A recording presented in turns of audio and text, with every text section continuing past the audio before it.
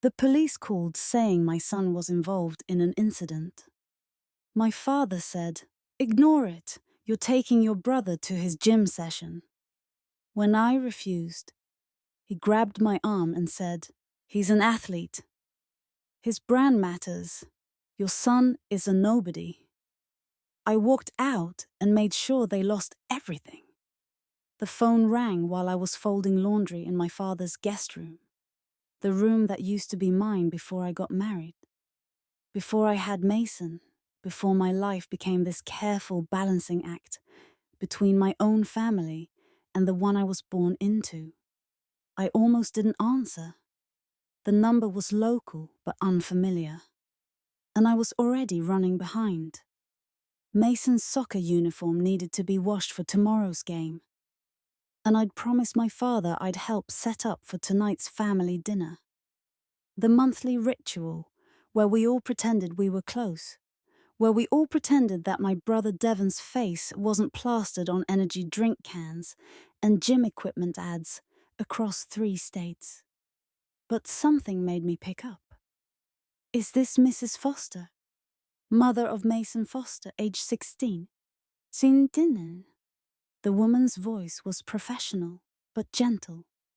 The kind of gentle that makes your stomach drop before you even know why. Yes, this is she. My hands had stopped folding. Mason's soccer jersey hung limp in my grip. "This is Officer Chen with the County Police Department. Your son Mason is safe, but he's been involved in an incident at Riverside Mall. We need you to come down to the station." The world tilted slightly. "What kind of incident? Is he hurt?" "He's not injured, Mom, but there's been an altercation, and we need to speak with you and your son. Can you come down within the next hour?" I was already moving, dropping the laundry, grabbing my keys. "I'm on my way. 20 minutes. My father appeared in the doorway as I was pulling on my jacket. He was dressed for dinner, pressed slacks, a polo shirt with Devon's gym franchise logo embroidered on the chest.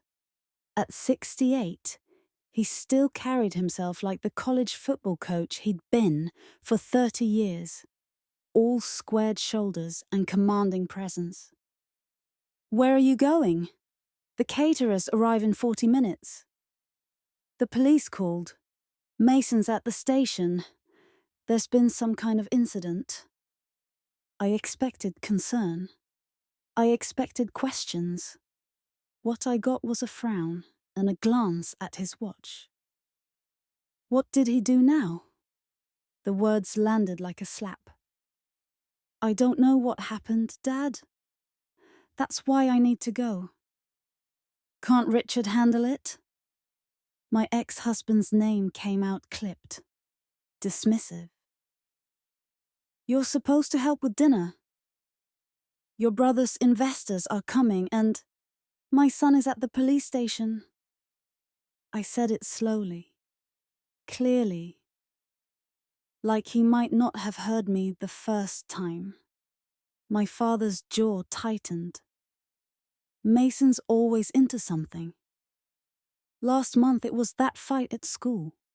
The month before, that thing with the chemistry lab. The boy needs discipline, not you running every time he's 16. My voice cracked, despite my best effort. He's scared and alone at a police station, and I'm his mother.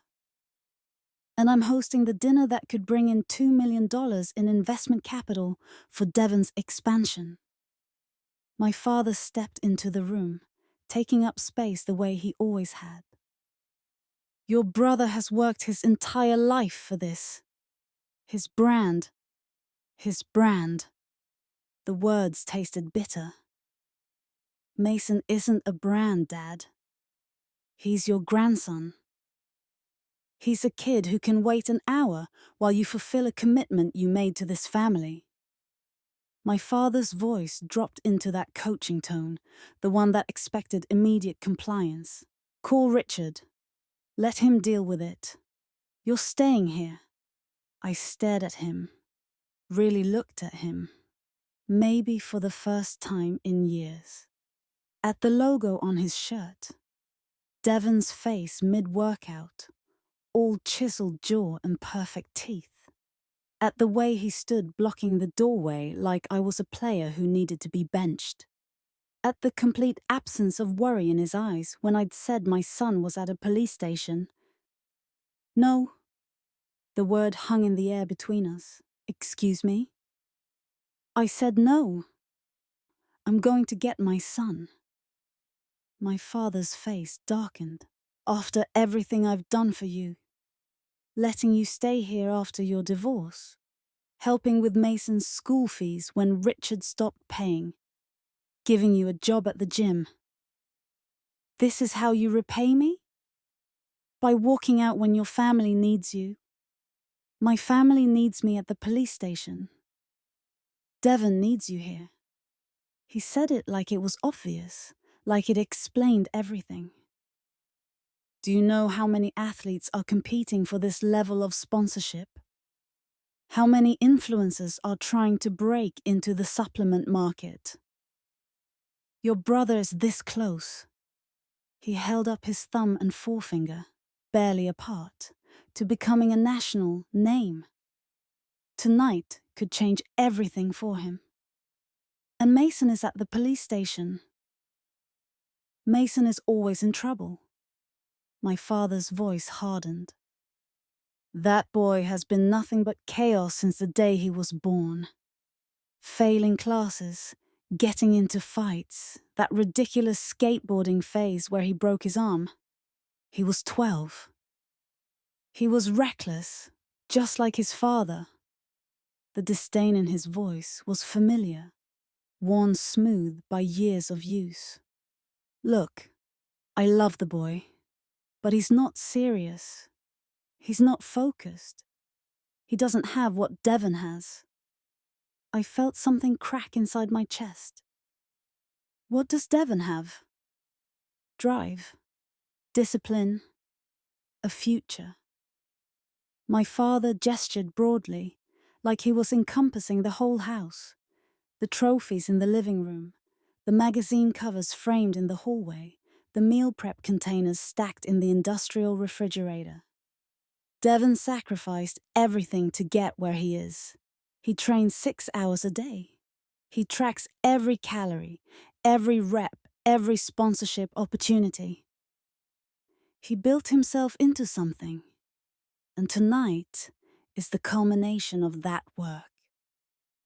I'm happy for him, I am, but right now, your brother needs his sister to show up for him. My father stepped closer. Mason has Richard. He has his school counselor, his teachers, whoever else is paid to deal with these situations. But Devon only has us, only has this family. And you're going to throw away his biggest opportunity because Mason got himself into another mess? The laundry was still scattered across the bed. Mason's jersey, the number 7 barely visible under a fold. He'd been so proud when he made varsity, even though he spent most games on the bench. He'd worn that jersey every chance he got for a week. I'm his mother. And you're Devon's sister. Family means showing up, even when it's inconvenient. I picked up my purse. You're right. Family does mean showing up. My father's expression shifted to satisfaction, like he'd won. That's why I'm going to the police station. The satisfaction died. You walk out that door, and there will be consequences. Like what? I kept my voice steady, even though my hands were shaking. You'll kick me out. Stop helping with Mason's school fees. Take away my job. You're being dramatic. No, I'm being a mother. There's a difference. I moved toward the door. My father didn't step aside. Think very carefully about what you're doing. His voice dropped into that dangerous quiet. the one that used to make his players snap to attention. Devon's investors are arriving in less than an hour. They're expecting a family atmosphere, a support system. Your absence will raise questions. Then answer them honestly. Tell them I left to help my son. Tell them you abandoned your family when they needed you most. The words should have hurt more. Maybe a year ago they would have. But standing there, looking at my father's face, at the cold calculation in his eyes, the complete absence of concern for his 16-year-old grandson sitting alone at a police station, I felt something shift. Mason is my family, sis. So is Devon. Devon has you. He has Mom. He has his trainers, his nutritionist, his PR team, his investors, his sponsors. He has an entire infrastructure built around making sure he succeeded. I met my father's eyes. Mason has me. Just me. And right now, he needs me more than Devon needs another person to smile at his investors. You're making a mistake. Maybe. But it's my mistake to make. I stepped around him. He let me pass this time, but his voice followed me down the hallway. Don't come back tonight. I won't have you ruining this dinner with your drama. I didn't respond. I just kept walking, past the trophy case, past the photos of Devon's competitions, past the wall of magazine covers that my mother had framed like fine art. The front door felt heavier than it should have when I pushed it open. My car was parked at the curb, a 12-year-old sedan that made concerning noises on cold mornings. Devon's truck sat in the driveway, freshly detailed. The custom paint job gleaming in the afternoon sun. His vanity plate read, GRNSSN, grind season. His motto, his brand. I got in my car and started the engine. In the rearview mirror, I could see my father standing in the doorway, his phone already to his ear, probably calling my mother, probably telling her about my betrayal, my selfishness, my complete lack of family loyalty. 20 minutes to the police station. 20 minutes to find out what happened to my son. 20 minutes of not knowing if he was scared, if he was hurt, if he'd done something terrible, or if something terrible had been done to him. I pulled away from the curb. Behind me, my father was still standing in the doorway, still watching, still waiting for me to turn around, to come back, to choose the right side. I didn't look back. The radio was playing something upbeat and meaningless. I turned it off and drove in silence, my hands tight on the wheel, my mind racing through possibilities. An altercation at the mall. That could mean anything. A fight, shoplifting, vandalism. Mason had been angry lately, withdrawn. The divorce had been hard on him, harder than I'd wanted to admit. And living at my father's house, watching Devon get celebrated while he got criticized. My phone buzzed. A text from my mother. Your father told me you left. Think about what you're doing. I set the phone down without responding. The police station was a low concrete building on the edge of town, surrounded by parking lot and municipal buildings. I found a spot near the entrance and sat for a moment, trying to steady my breathing. Mason was inside. My son. My boy. Whatever had happened, whatever he'd done or been accused of doing, he was in there alone and scared. I got out of the car. The automatic doors hissed open. The lobby smelled like floor cleaner and stale coffee. A tired-looking officer sat behind a plexiglass window. I'm here for Mason Foster. I got a call about an incident. She checked her computer. ID, please. I slid my driver's license under the partition. She studied it, then nodded and picked up a phone. Mrs. Foster is here for the minor. A pause. Okay, I'll send her back. She pressed a button and a door buzzed open. Through there, second door on the right. Officer Chen is waiting for you. The hallway was institutional. Beige walls, fluorescent lights, the sound of distant voices and ringing phones. The second door on the right had a small window. Through it, I could see Mason sitting at a metal table, his hoodie pulled tight, his head down. He looked so small. I pushed open the door, and he looked up. His eyes were red, his face blotchy from crying. When he saw me, something broke across his expression. Relief and shame, and something else I couldn't name. Mum. I crossed the room and pulled him into my arms, and he collapsed against me the way he used to when he was little, before he got too old for hugs, before the divorce and the move and everything that came after. I'm here, I whispered into his hair. I'm here, baby. I'm here. Behind me, someone cleared their throat. I turned, still holding Mason, to see a woman in uniform standing in the doorway. Mrs. Foster? I'm Officer Chen. We need to talk about what happened today. Officer Chen had kind eyes and a no-nonsense manner that reminded me of my high school principal, someone who'd seen everything and was neither shocked nor easily fooled. Please, sit down, Mrs. Foster. I guided Mason into one of the metal chairs and took the seat beside him, keeping my hand on his shoulder. He was trembling slightly, the way he used to before piano recitals when he was 8. Officer Chen sat across from us and opened a folder. Mason, do you want to tell your mum what happened, or would you like me to? Mason's voice came out small and tight. I'll tell her. He took a shaky breath, staring at his hands. I was at the mall with Tyler and Josh. We were just hanging out, looking at shoes. And then I saw Devon.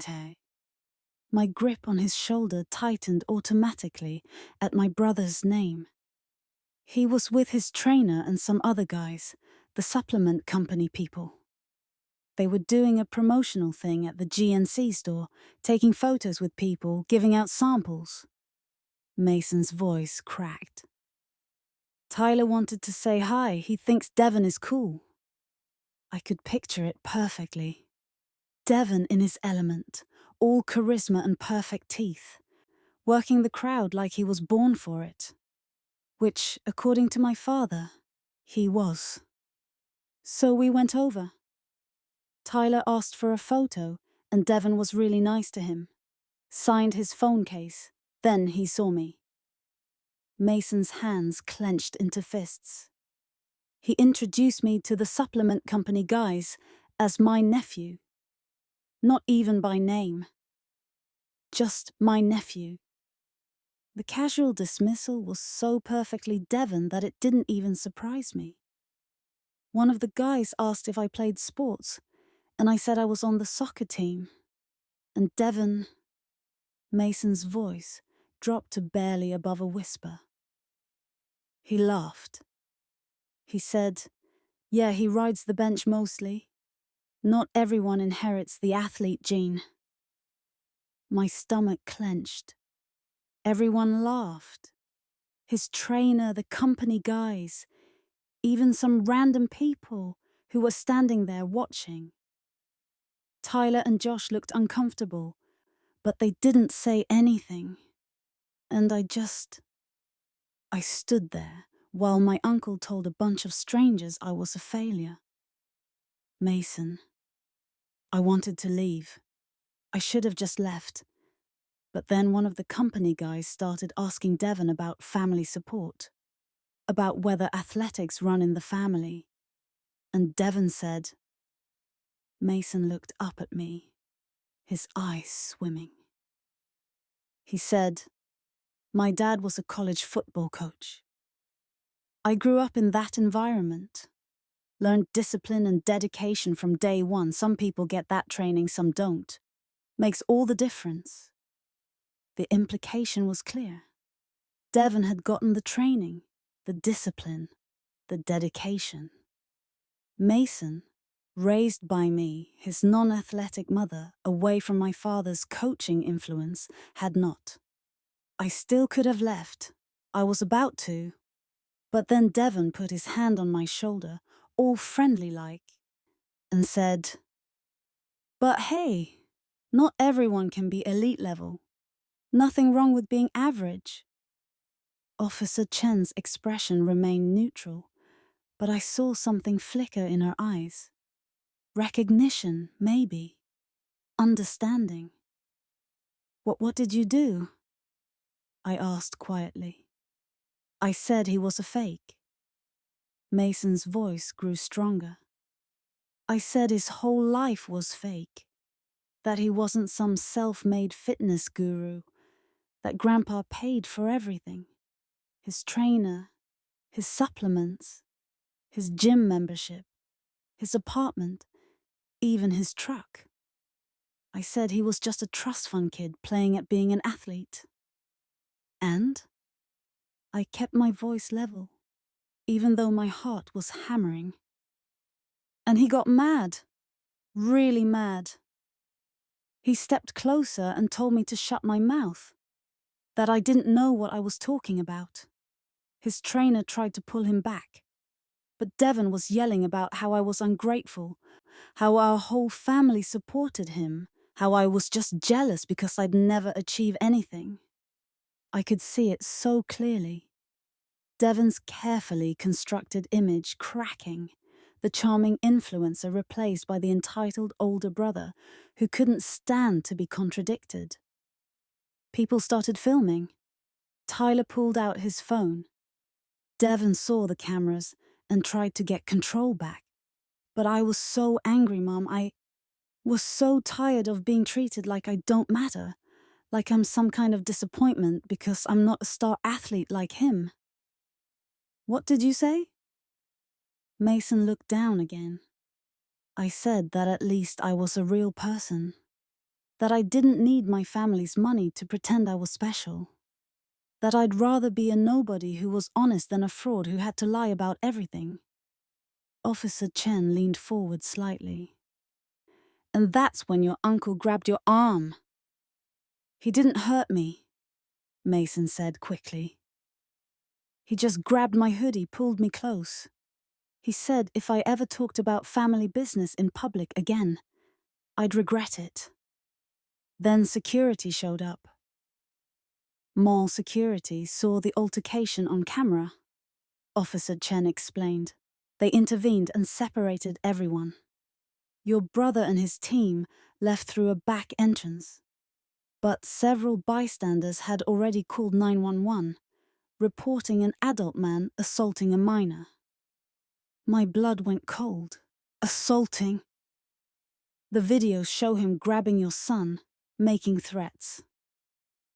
Multiple witnesses corroborate. Technically, that constitutes assault. Officer Chen's tone was matter-of-fact. However, Mason also provoked the confrontation with his statements. We could charge your brother, but your son might face charges for disturbing the peace or harassment. I was defending myself, Mason said, his voice rising. He humiliated me first. I understand that. Officer Chen's voice gentled slightly. And between you and me, I've seen the videos. Your uncle started it, no question.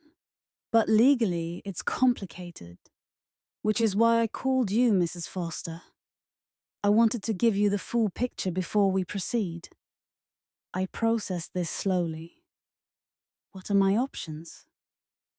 We can file charges against your brother for assault of a minor. Given his public profile, it would likely make the news. His sponsors might have questions about his character. It could impact his career. The way she said it made it clear she thought that wouldn't necessarily be a bad thing. Or, I prompted, or both parties can agree to walk away. No charges filed, no record for your son, no publicity for your brother. A clean slate for everyone. Except Mason still got humiliated in front of a crowd, and Devon still gets to pretend he's perfect. The words came out more bitter than I'd intended. Officer Chen nodded slowly. That's the trade-off, yes. Justice versus practicality. I can't make that choice for you. I looked at Mason. His face was a mess of emotions. Anger, hurt, shame, hope. He was 16. Old enough to have an opinion. Too young to understand all the implications. What do you want? I asked him. He seemed surprised by the question. What do I want?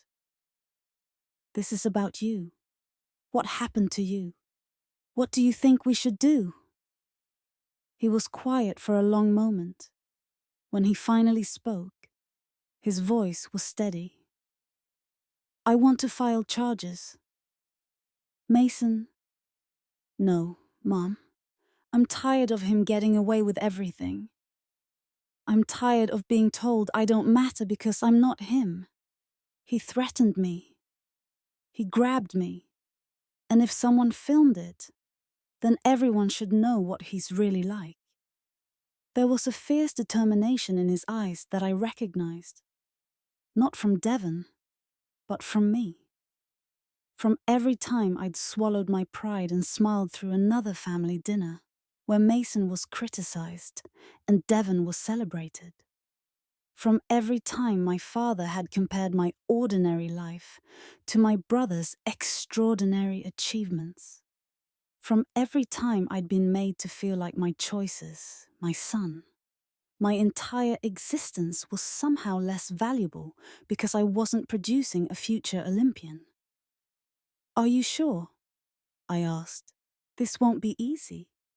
Your uncle has money, lawyers, a public image to protect. This could get ugly. It's already ugly. Mum, this is just making it visible. Officer Chen's pen hovered over her notepad. Mrs. Foster? What would you like to do? My phone buzzed in my pocket. Probably my father, wondering where I was. Probably my mother, asking me to reconsider. Probably Devon himself, ready to offer some explanation that made him the victim and Mason the problem. I thought about Mason's trembling hands, about the casual cruelty in Devon's voice when he'd called his own nephew average, about my father's face when he'd told me Devon's dinner mattered more than Mason's emergency. I thought about 16 years of being the lesser daughter, because I'd chosen teaching over athletics, marriage over career, motherhood over ambition. 16 years of watching my son be measured against an impossible standard and found wanting, not because of who he was, but because of who he wasn't. File the charges, I said. Officer Chen nodded and started writing. I'll need you both to give formal statements. The process will take a few hours. Are you prepared for that? Yes. Mason's hand found mine under the table, squeezing tight. Thank you, Mom. Don't thank me yet. This is going to be hard. But you believe me. I've always believed you, baby. Officer Chen looked up from her notepad. Before we proceed, I should mention that I'll need to contact your brother and inform him of the charges. He'll likely want to respond. I understand. And Mrs. Foster? Officer Chen's expression was carefully neutral. Given your brother's public profile, This will almost certainly become news. Are you and Mason prepared for that level of attention? I looked at my son, at his red-rimmed eyes and his determined jaw, and the way he was sitting up straighter than he had in months. We'll manage. My phone buzzed again. This time I pulled it out and looked at the screen. A text from my father. Get back here now. Devon is upset. You're making this worse. I turned off the phone and set it face down on the table. Let's get started, I said. Officer Chen took our statements separately, recording every detail.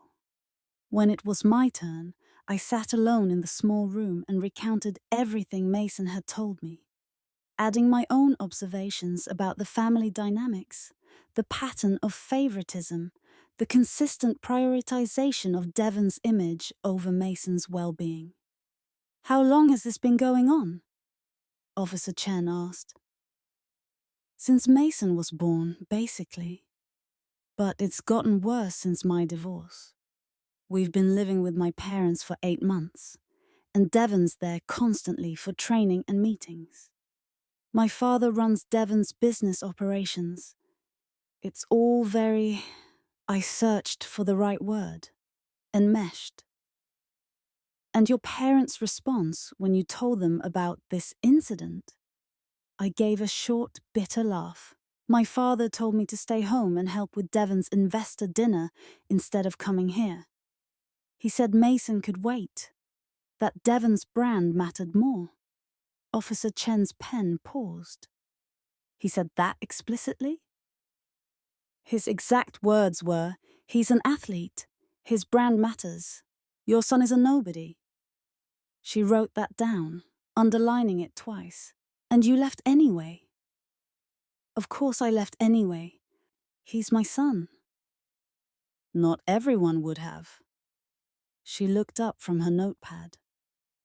You'd be surprised how many parents prioritize image over protection, especially in families with money or status involved. We don't have money. Devon has money. My father manages it. I gestured vaguely at myself. A divorced teacher living in her parents' guest room, who chose her child over her family's demands. Officer Chen closed her notebook. That takes strength, Mrs. Foster. Don't discount that. The words should have felt validating. Instead, they just made me tired. Strength was exhausting. Strength meant consequences. What happens next? I asked. I file the report. The prosecutor reviews it and decides whether to press charges. Given the evidence, multiple videos, witness statements, your son's age, it will likely move forward. Your brother will be contacted, probably by tomorrow. He'll need to respond, possibly appear in court. And then? And then it depends on how he handles it. If he admits wrongdoing, accepts responsibility, agrees to court-ordered anger management or community service, it could be resolved relatively quickly. If he fights it, she shrugged. It gets complicated. Lawyers, motions, possibly a trial. With his public profile, the media attention could be intense. He won't admit wrongdoing. I said it with certainty. He'll hire lawyers. He'll spin it as Mason's fault. He'll be the victim. Probably. Officer Chen's tone was sympathetic but realistic. But the evidence is solid. The videos don't lie. And multiple witnesses saw him threaten and grab a minor. That's hard to spin away. You don't know my family's talent for narrative control. Maybe not. But I know the law. And the law is pretty clear about adults assaulting minors, regardless of family dynamics or social media followers. I wanted to believe her. I wanted to trust that truth and evidence would matter more than money and image. But I'd spent 34 years in my family. I knew how this worked. Can I see Mason now? He's finishing his statement with Officer Rodriguez. Should be done soon. You can wait in the lobby if you'd like. I followed her back through the corridor to the waiting area. The same tired officer sat behind the same plexiglass. A few other people occupied the plastic chairs. A woman with a crying toddler. An older man reading a newspaper. A teenager in handcuffs being processed. I sat down and turned my phone back on. 17 missed calls. 23 text messages. All from family. My father. This is unacceptable. Call me immediately. My mother. Please, come home. We can talk about this rationally. Devon. WTF, Mum, I can't believe you're doing this. That last one wasn't even meant for me. He'd texted my mother and copied me by accident. Or maybe not by accident. Maybe it was meant to show me how upset he was. How unreasonable I was being. There was nothing from Richard, Mason's father. But that didn't surprise me. Richard had moved to Oregon 6 months ago for a fresh start that apparently didn't include regular custody or child support. Mason saw him twice a year if he was lucky. I didn't respond to any of the messages. Instead, I opened my phone's notes app and started typing. Timeline of events. 3:47 p.m. Police call about incident. 3:49 p.m. Father tells me to stay for Devon's dinner. 3:52 p.m. Father explicitly states Devon's brand matters more than Mason. 4:08 p.m. Arrived at police station. 4:15 p.m. Mason explains Devon humiliated him publicly. 4:45 p.m. Decided to file charges. I didn't know why I was documenting it. Some instinct, maybe. Some sense that I would need proof later. Evidence of my own. A record of the moment when everything changed. The door opened and Mason emerged with Officer Rodriguez. A stocky man with graying hair. Mason looked exhausted but calmer, like telling the story had released some pressure valve inside him. All done, Officer Rodriguez said. You're free to go. We'll be in touch about next steps. Thank you. I stood and put my arm around Mason's shoulders. He leaned into me, something he hadn't done in public in years. Mom. His voice was small. Where are we going to go? The question hit me like cold water. Of course. My father had told me not to come back. And even if he hadn't, I couldn't take Mason back to that house. Back to that environment where he'd be blamed for ruining Devon's perfect life. I don't know yet, honey, but we'll figure it out. We walked to the car in silence. The sun was setting, painting the sky in shades of orange and purple, beautiful and indifferent. I started the engine and sat there for a moment, hands on the wheel, mind racing. I had maybe 3,000 in savings. Teacher's salary wasn't generous, and the divorce had wiped me out. Hotels were expensive. Apartments required deposits and references and proof of income. My phone rang. My father's name flashed on the screen. I answered. Where the hell are you? His voice was sharp with fury. Do you have any idea what you've done? Devon's investors are here asking questions. Your absence is noted. Your mother had to make excuses. Dad. I kept my voice level.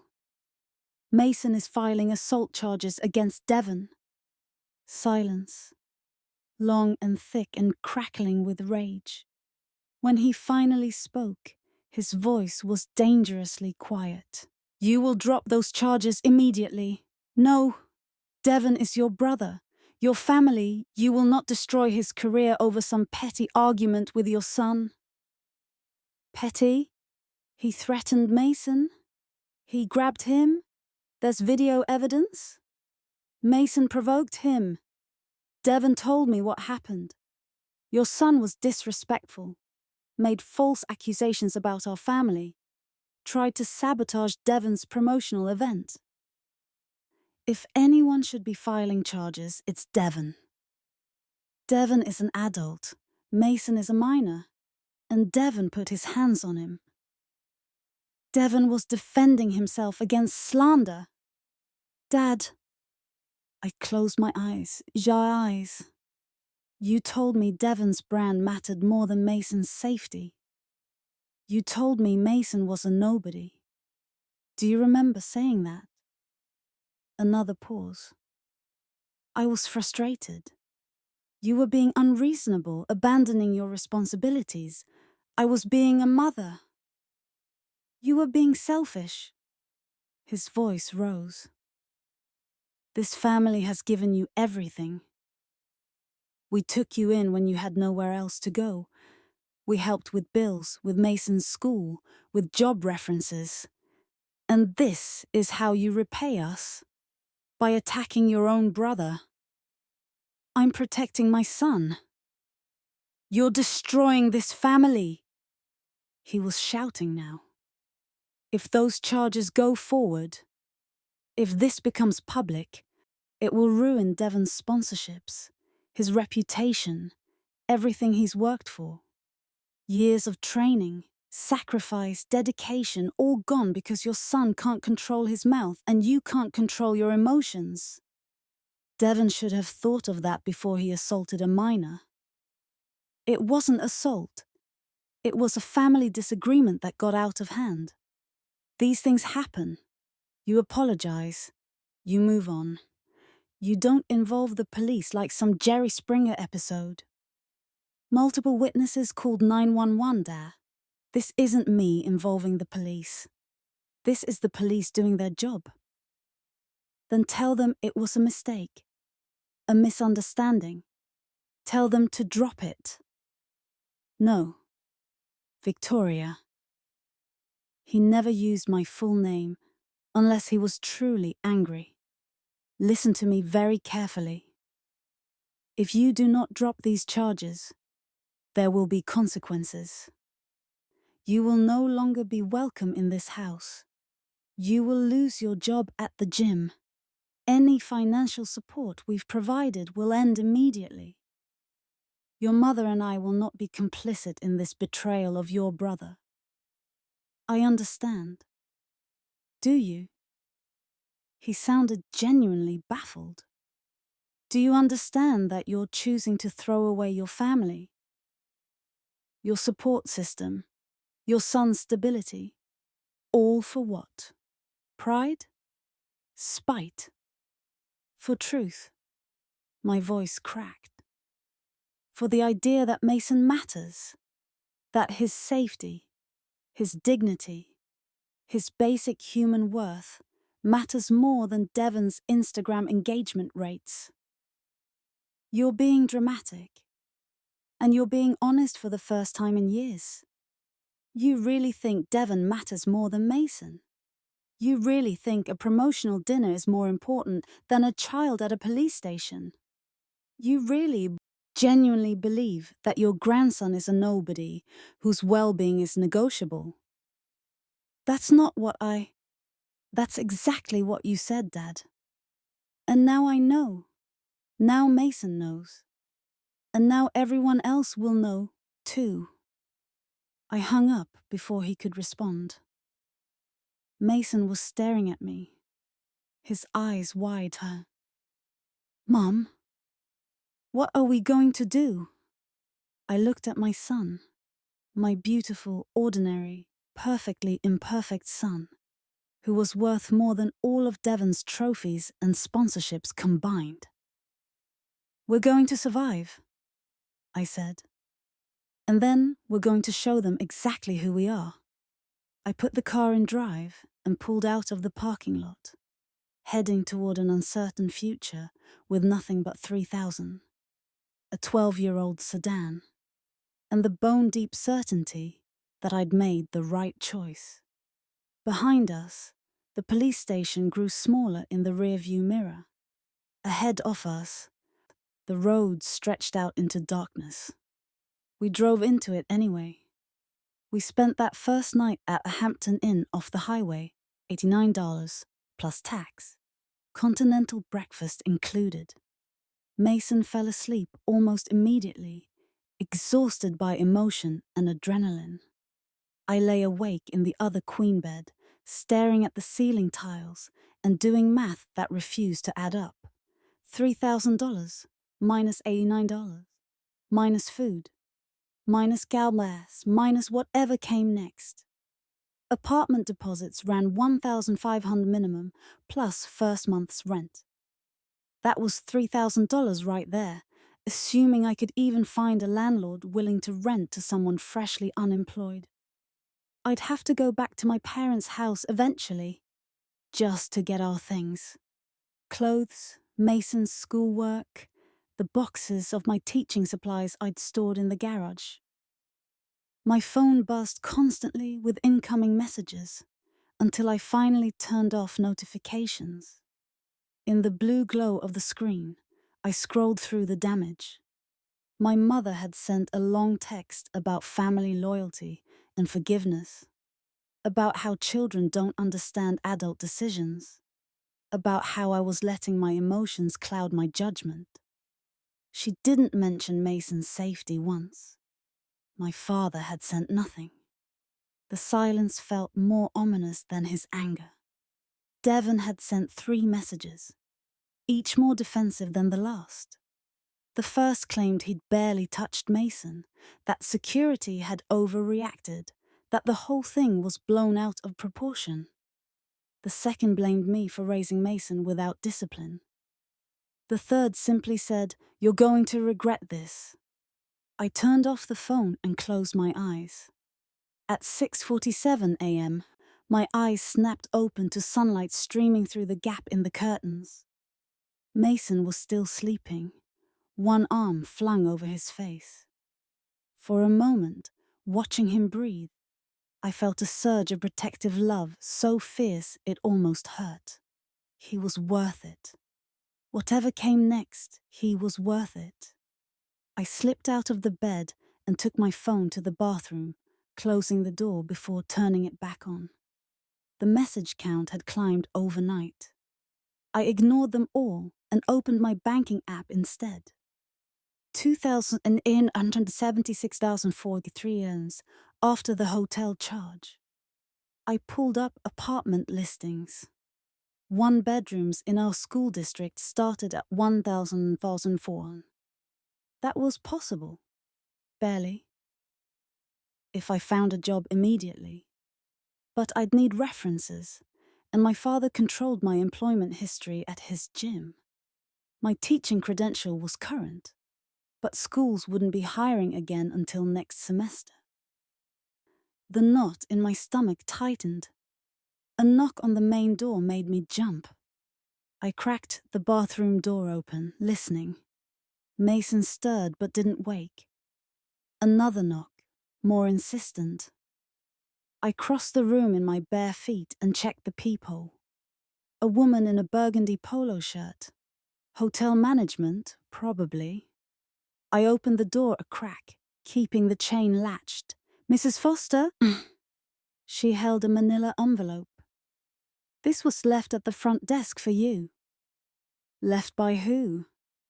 A man. Older gentleman. He didn't give his name. Just asked that we deliver it to room 27. My father had found us. Of course he had. I'd used my credit card for the room. "Thank you." I took the envelope through the gap and closed the door. Mason sat up, groggy and confused. "Mum? What's going on?" "Nothing. Go back to sleep." But he was already awake, already seeing the envelope in my hands. "Is that from Grandpa?" I opened it. Inside was a single sheet of paper and a check. The paper was typed, formal. "Victoria. This check represents the final financial assistance you will receive from our family. Consider it severance for your termination from the gym. Your personal belongings will be packed and available for pickup at the house between 2-4 p.m. today. Please arrange to collect them during this window. You are not welcome beyond that time frame. Your actions have consequences. You chose to prioritize vengeance over family. Now you will learn what life looks like without family support. If you choose to drop the charges against Devon, we can revisit this arrangement. Until then, consider your relationship with this family suspended. Dad." The check was for $1,000. Made out to me. Dated today, signed in my father's aggressive scrawl. I read it twice, then handed it to Mason. He needed to see it. He needed to understand what we were facing. His face went pale, then red. "This is my fault." "No." I sat on the edge of his bed, taking the paper back. "This is their choice, their values, not your fault. But if I hadn't said anything to Devon, if I'd just let it go, then you'd still be living in a house where you don't matter, where your safety is negotiable and your worth is measured against your uncle's social media following." I held his gaze. "I'd rather be broke than raise you in that environment." "Are we broke?" "Not yet." I tried to smile. "We have options." "Like what?" "Good question." I pulled out my phone and opened my contacts. Who did I have? Who could I call who wasn't enmeshed in my family's orbit? My college roommate had moved to Boston. My best friend from my teaching years had relocated to Texas. Most of my local friends were other gym staff, people who worked for my father. I scrolled past names, feeling the isolation close in. This was what happened when your family was your entire world.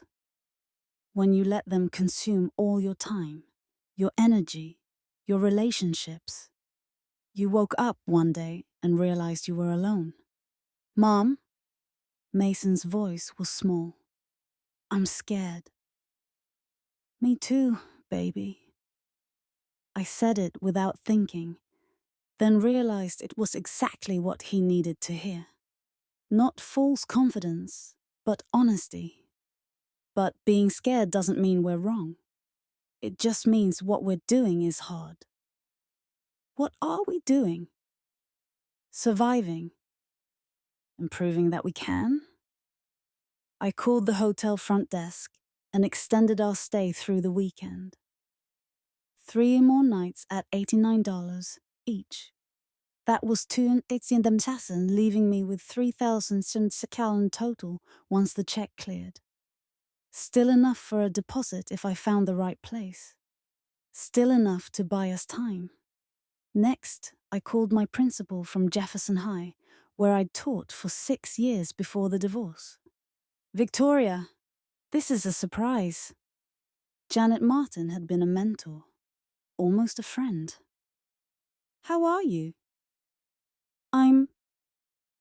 I chose my words carefully. "I'm looking for work. Do you know of any schools hiring mid-year?" A pause. "What happened to the gym?" "Family situation. It didn't work out." "I'm sorry to hear that."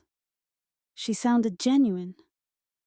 "Mid-year positions are rare, but let me make some calls. What's your time frame?" "Immediate, ideally." "That's tight. But I'll see what I can do. Can you substitute in the meantime? Absolutely. I'll email you the district sub-coordinator's contact. It's not steady income, but it's something. Thank you, Janet. Really? Of course. And Victoria? Her voice softened. Whatever you're going through, you're one of the best teachers I've worked with. Don't forget that. I hung up, feeling marginally less hopeless.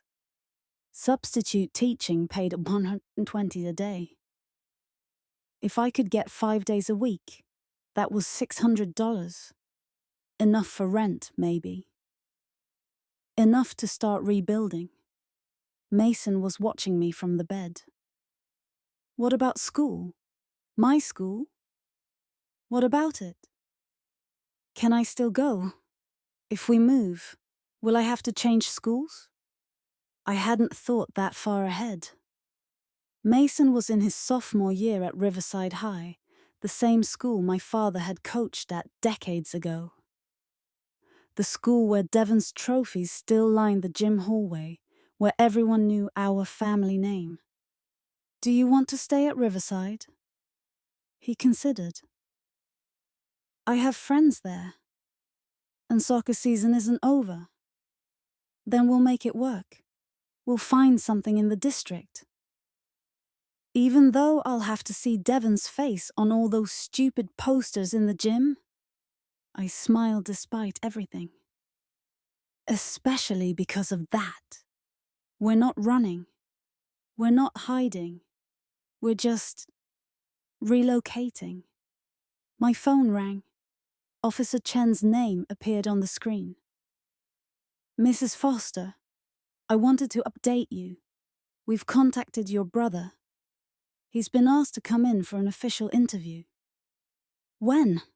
Monday morning. He's hired an attorney, Gregory Moss from Slate and Wendell. I recognize the name. Slate and Wendell handled high-profile cases, celebrity clients, the kind of people who needed their image protected. That was fast. Your brother has resources. Officer Chen's tone was dry. But resources don't change the evidence. We have multiple videos from different angles, witness statements, your son's testimony. This is a solid case. Has there been any media attention yet? Not that I've seen, but once he comes in for the interview, it'll become public record. Someone will notice. And then? And then it depends on how his attorney advises him to play it. Quiet settlement, public apology, deny everything. There are options. But Mrs. Foster? She paused. Based on his lawyer choice, I'd prepare for this to get messy.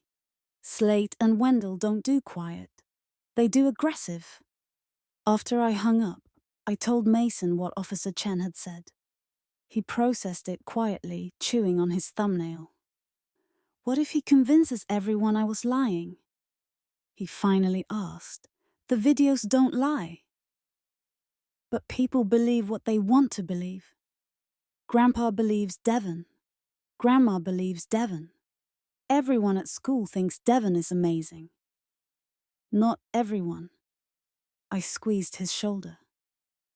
Your friends saw what happened. They know the truth. Tyler and Josh haven't texted me. My heart sank. Give them time. It's been almost 24 hours, Mom. They're not going to text. They're probably already being told to stay away from me. He was probably right. In the social calculus of high school, being associated with the kid who accused the local celebrity of assault was a losing proposition. Safer to ghost him, move on, pretend the friendship never mattered that much anyway. Then they weren't real friends. They were my only friends. The brokenness in his voice killed me. I pulled him into a hug, and he let me, his face pressed against my shoulder. We're going to get through this, I whispered. I promise. How? I don't know yet, but we will. At 1:30 p.m., we drove to my parents' whole house to collect our things. The driveway was empty. My father at the gym, my mother probably hiding inside, Devon elsewhere cultivating his brand. I was grateful for the absence. I used my key, half expecting the locks to be changed, but the door opened normally, revealing the house I'd grown up in, now foreign and hostile. Our belongings were in boxes in the foyer, not packed carefully, but dumped. Clothes wrinkled, books bent, Mason's soccer trophies tossed in without padding. My teaching materials were in garbage bags. The message was clear. Trash belongs with trash. Mason stood frozen, staring at the boxes. They just threw everything Cici did. It's fine, it's just stuff. But it wasn't fine. In the jumble, I saw the quilt my grandmother had made me, now stained with something dark. I saw Mason's baby book, pages crumpled. I saw the framed photo of Mason's first day of kindergarten. Glass cracked. Casual cruelty. Petty revenge. This was what family looked like when you stopped being useful. We loaded everything into my car in silence, making multiple trips. The boxes barely fit, stacked high in the back seat and trunk. My entire life reduced to a sedan's worth of damaged belongings. As we were loading the last box, my mother appeared in the doorway. She looked older than I'd ever seen her. Tired. Sad. But still standing in that doorway, still choosing to stay inside rather than come help. Still choosing their side over mine. Victoria, her voice carried across the lawn. Please, think about what you're doing. I straightened, a box of Mason's clothes in my arms. I have thought about it. Devon is your brother. Mason is my son. Family is everything. I looked at her, really looked at her. At the woman who'd taught me to read, who'd bandaged my scraped knees, who'd helped me pick out my wedding dress. The woman who was now standing in a doorway, watching her grandson load his life into garbage bags and doing nothing to help. You're right, I said. Family is everything. That's why I'm choosing Mason. She flinched. You're breaking your father's heart. He broke mine first. He's trying to protect Devon. The accusations, the charges, they could destroy everything he's worked for. What about what Mason's worked for? What about his safety? His dignity? He's young. He'll recover. Devon's window is closing. He's 29, Victoria. This is his moment. If his career gets derailed now, then maybe he should have thought of that before he assaulted a minor. It wasn't assault. Her voice rose, frustrated. They're brothers, essentially. They quarreled. These things happen in families. Mason is his nephew, not his brother. And even if they were brothers, grabbing someone, threatening them, humiliating them publicly, that's not a quarrel, that's abuse. You're overreacting. I'm protecting my child. You're destroying your family. No. I slammed the trunk closed. You're destroying our relationship by asking me to sacrifice Mason's well-being for Devon's image. I'm just refusing to do it. My mother's face crumpled. Please, Victoria. Please drop the charges. We can work this out privately, as a family. Your father will talk to Devon, make sure it never happens again. We'll all sit down, have a conversation. Like the conversation where Dad told me Devon's brand matters more than Mason's safety. She had no answer to that. I got in the car. Mason was already in the passenger seat, staring straight ahead. His jaw clenched. "Mom?" I called through the open window. When Devon's sponsors ask why his sister filed charges against him, tell them the truth. Tell them he's not the person they think he is. And neither are you. I drove away without looking back. By Sunday evening, we'd moved into a furnished short-term rental I found on Craigslist, a converted garage behind a house in the Riverside School District.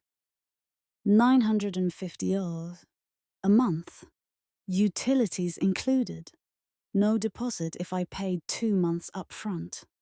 It consumed most of my savings, leaving me with $1,709 for the years and a growing sense of freefall. The space was small but clean. One main room with a kitchenette, a bathroom the size of a closet, and a Murphy bed that pulled down from the wall. Mason claimed the futon in the corner, insisting I take the real bed. We unpacked our damaged boxes and tried to make it feel like home. It didn't work, but it was shelter, and shelter was enough.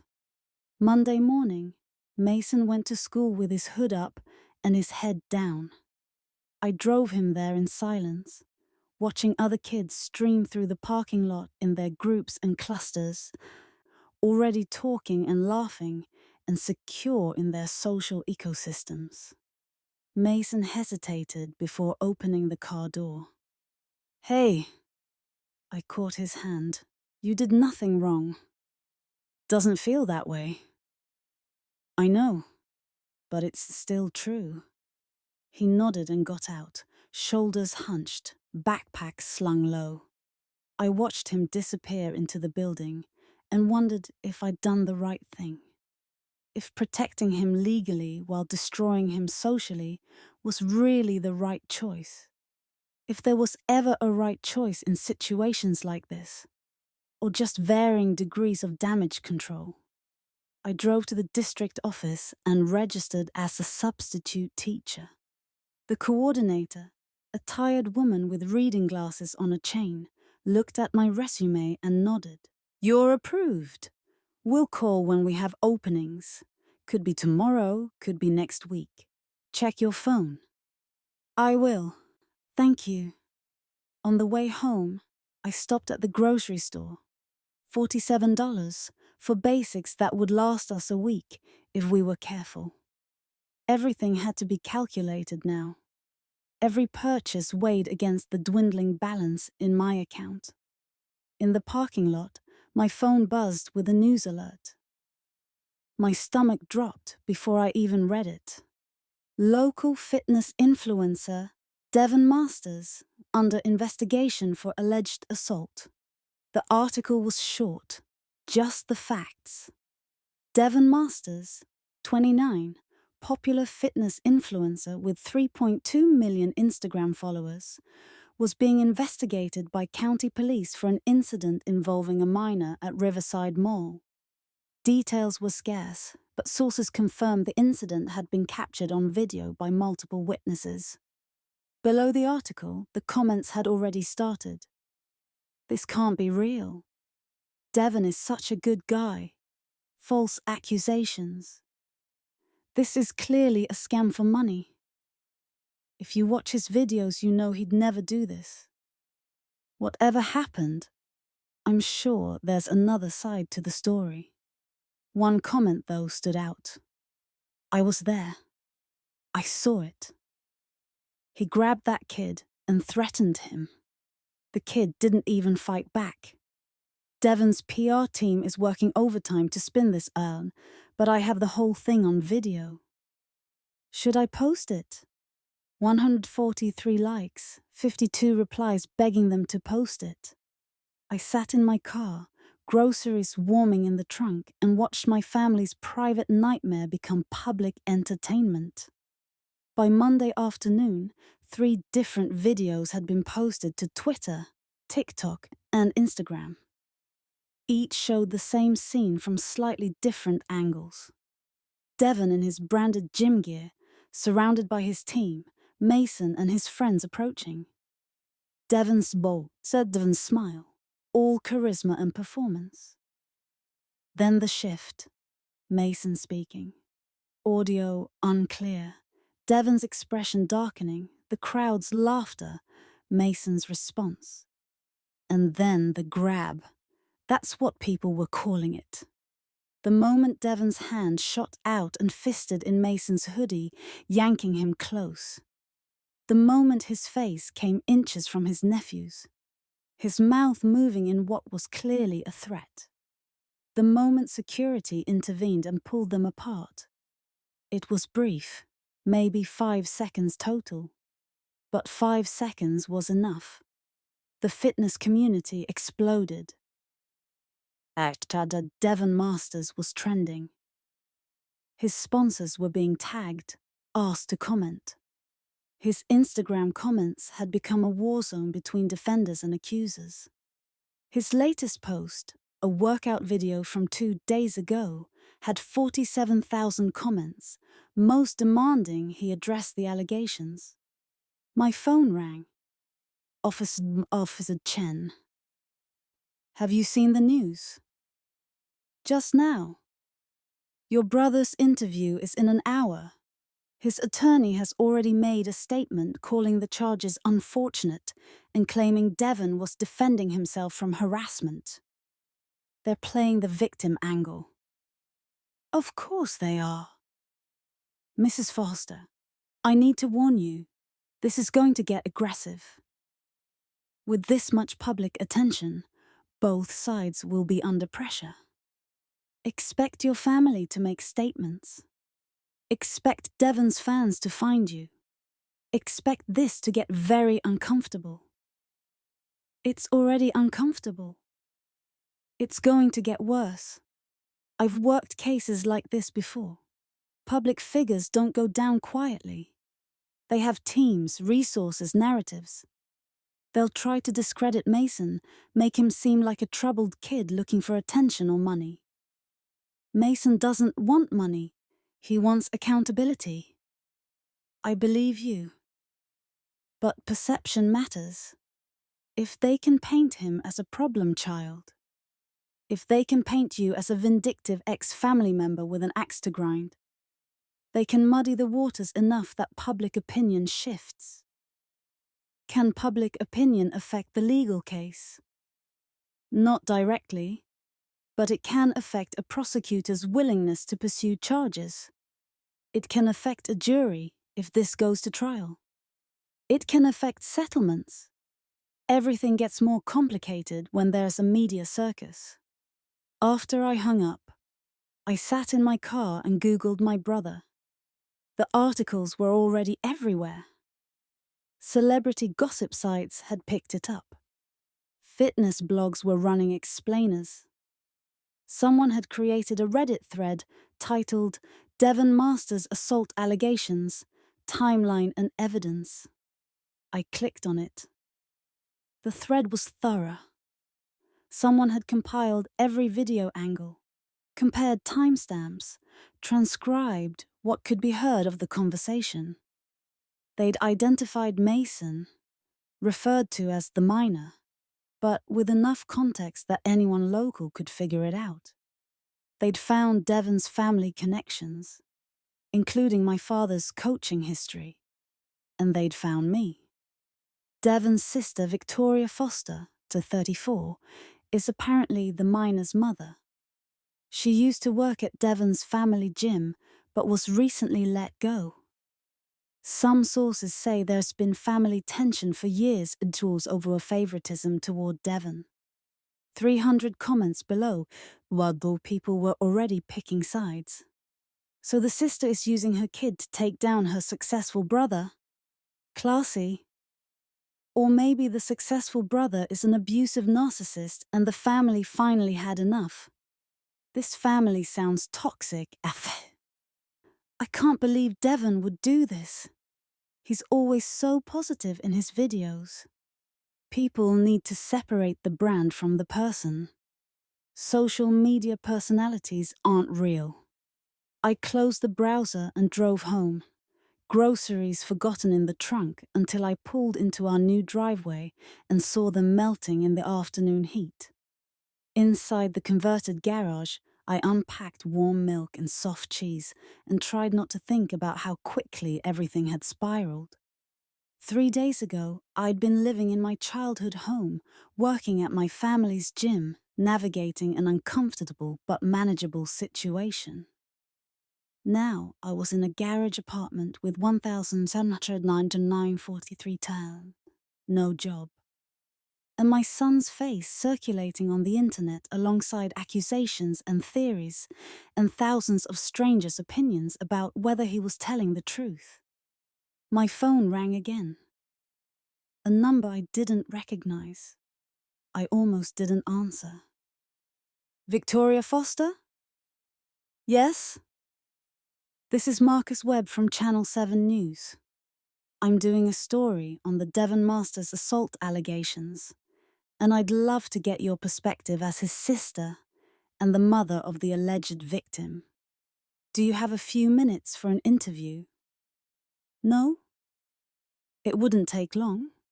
Just your side of the story, in your own words. Let people hear from the family. I said no.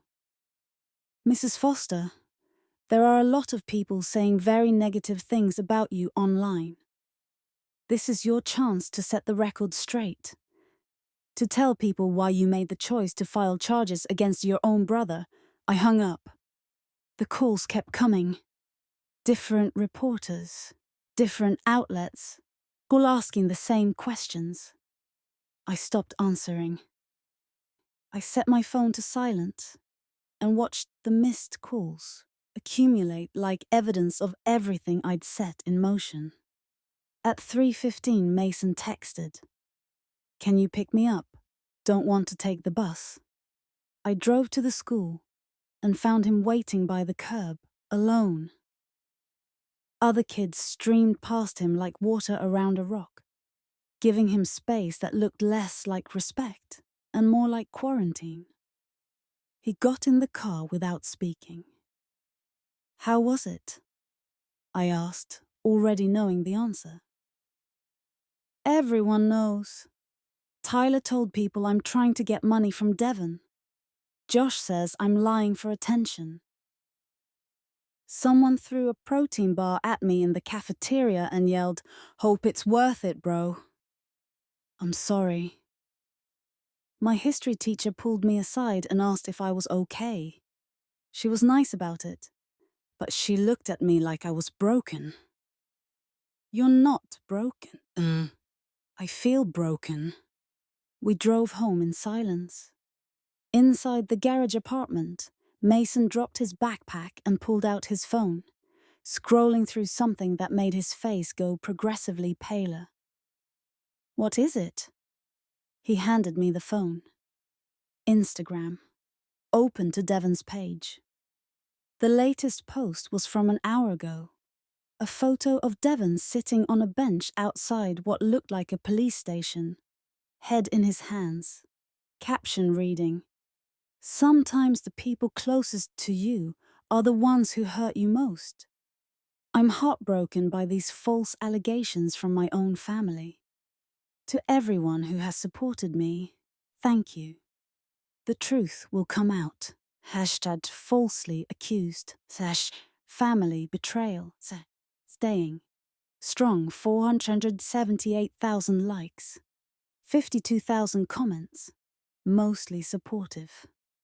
We believe you, Devon. Family can be so toxic. Stay strong. This is clearly a money grab. Don't let them win. Sue them for defamation." A few dissenting voices. "The videos don't lie. You grabbed that kid. Rich fitness influencer plays victim. Original. Maybe address what's actually on camera instead of posting sad boy photos." But those were drowned out by the tide of support. The army of followers who'd built their identity around Devon's brand and couldn't accept that the brand might be a carefully constructed lie. "He's making it look like we're attacking him," Mason said quietly, "like we're the bad guys. Some people will believe that no matter what we say. So we just let them?" I thought about Officer Chen's warnings, about the media circus, about the way narrative could matter as much as truth. I thought about my $1,199.43 in my garage apartment, and my son's broken expression, and the avalanche of public opinion building against us. And I thought about the flash drive. "Mom?" Mason was watching me. "What is it?" "I need to make a call." I went outside, standing in the narrow space between our garage and the main house, and dialed a number I hadn't used in months.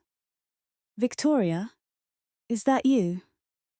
Sheila Parker's voice was surprised but warm. Sheila had been my father's assistant at the gym for 15 years before she retired last year. "Hi, Sheila. I need a favor." "Of course. Anything." "I heard about everything. I'm so sorry." "Don't be sorry. Just tell me. Do you still have access to the gym's financial records?" A long pause. "Technically, no. But I kept copies of everything when I left. Old habits." "Why?" "I need documentation.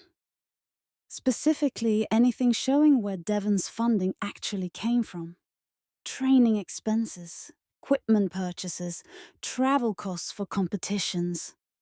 Everything my father paid for, but that Devon's brand claims he earned himself." Another pause, longer this time. When Sheila spoke again, her voice was careful. "Victoria, what are you planning to do?" "I'm planning to tell the truth. Devon's brand is built on a lie, that he's self-made, that he pulled himself up through discipline and hard work, but my father bankrolled everything. Tens of thousands of dollars, maybe hundreds. I need proof. If you release that information, it'll destroy his credibility." "Good." "It'll also hurt your father, the gym, his reputation. He called my son a nobody, Sheila. He told me Devon's brand mattered more than Mason's safety. He chose sides, so I'm choosing mine." Silence. Then, "I'll email you everything I have. Give me an hour." "Thank you." "Victoria, for what it's worth, I always thought they were too hard on Mason. That boy deserved better." The email arrived at 5:47 p.m. 3 attachments, labeled simply Devon Expenses, 2015-2020 Devon Expenses to 124 and Trust as Fund Details PDF. I opened them on my laptop and started reading.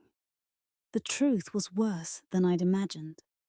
My father hadn't just supported Devon, he'd created him. Every aspect of Devon's self-made success story had been purchased.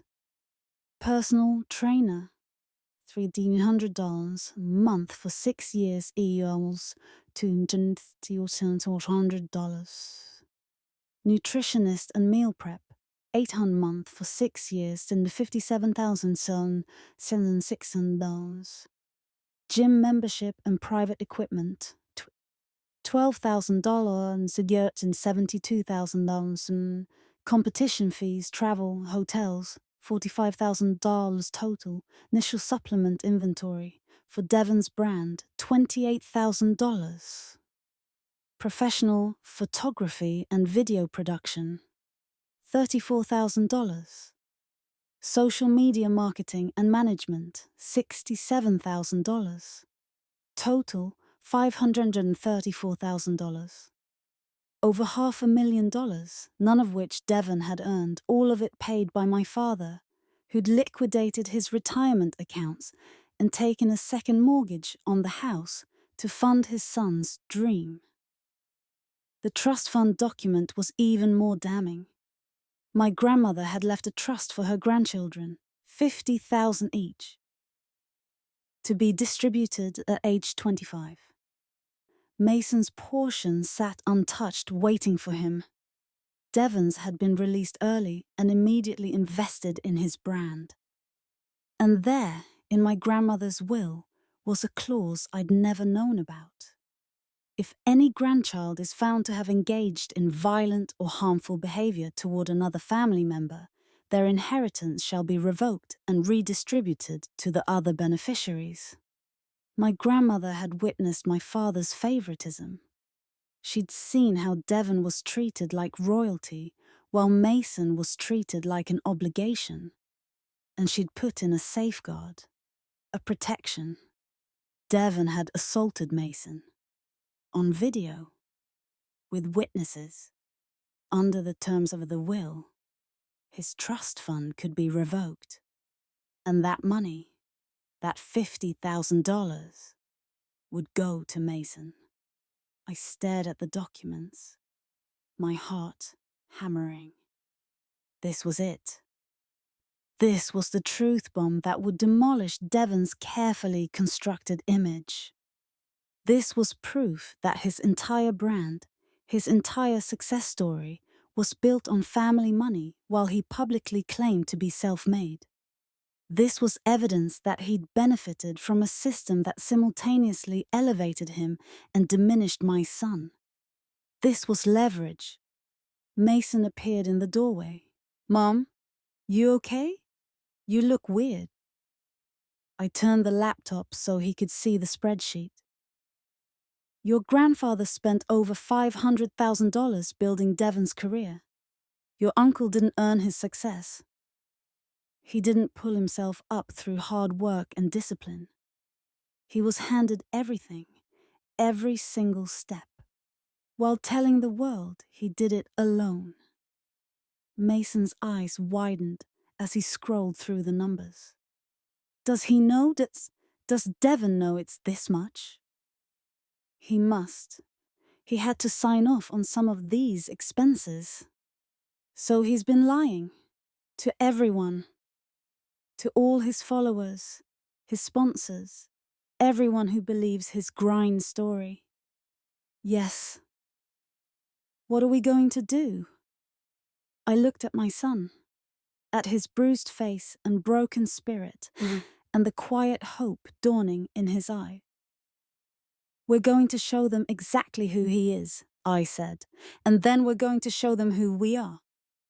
Tuesday morning, I woke to 17 new missed calls and a voicemail from Gregory Moss, Devon's attorney. "Mrs. Foster, this is Gregory Moss from Slate and Wendell. I represent your brother in this unfortunate matter.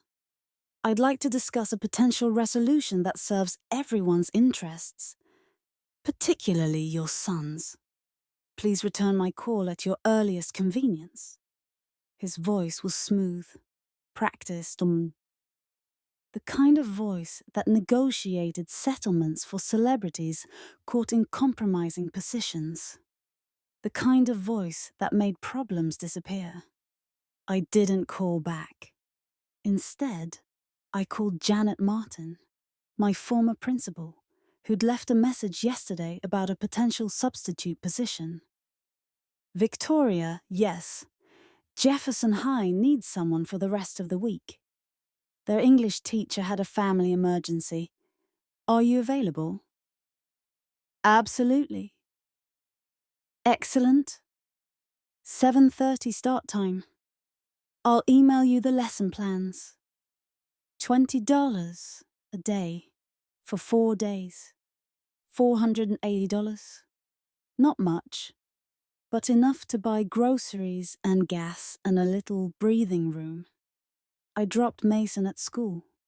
He got out without a word, shoulders hunched against the stairs, and drove to Jefferson High, my old school.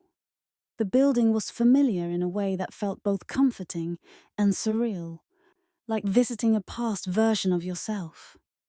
The day was long but manageable. Teaching was muscle memory. Hand out the assignment, circulate the room, answer questions, keep order. The students were curious about the new sub, but unaware of the drama consuming my life. For 7 hours, I was just Ms. Foster, the temporary English teacher. Not Victoria Foster, the vindictive sister destroying her brother's career. At lunch, I sat in the teacher's lounge and opened my laptop. The financial documents Sheila had sent were damning, but they needed context. I needed to show not just that my father had funded Devon, but that Devon had actively perpetuated the lie of being self-made. I started with Devon's Instagram. I scrolled back through years of posts, screenshotting every caption that pushed the narrative. Nobody handed me anything. Everything I have, I earned through blood, sweat, and discipline. That's the #grind season mentality. People ask how I made it. Simple.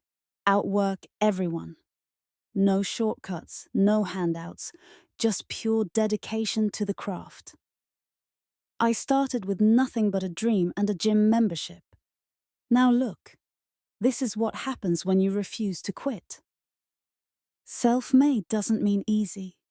It means you fight for every inch, every rep, every opportunity. It means you build yourself from the ground up. Each post had hundreds of thousands of likes, thousands of comments from people inspired by his journey, from followers who saw themselves in his struggle and believed his success proved theirs was possible too. Except it was all fiction. Devon hadn't started with nothing. He'd started with a father willing to liquidate retirement accounts.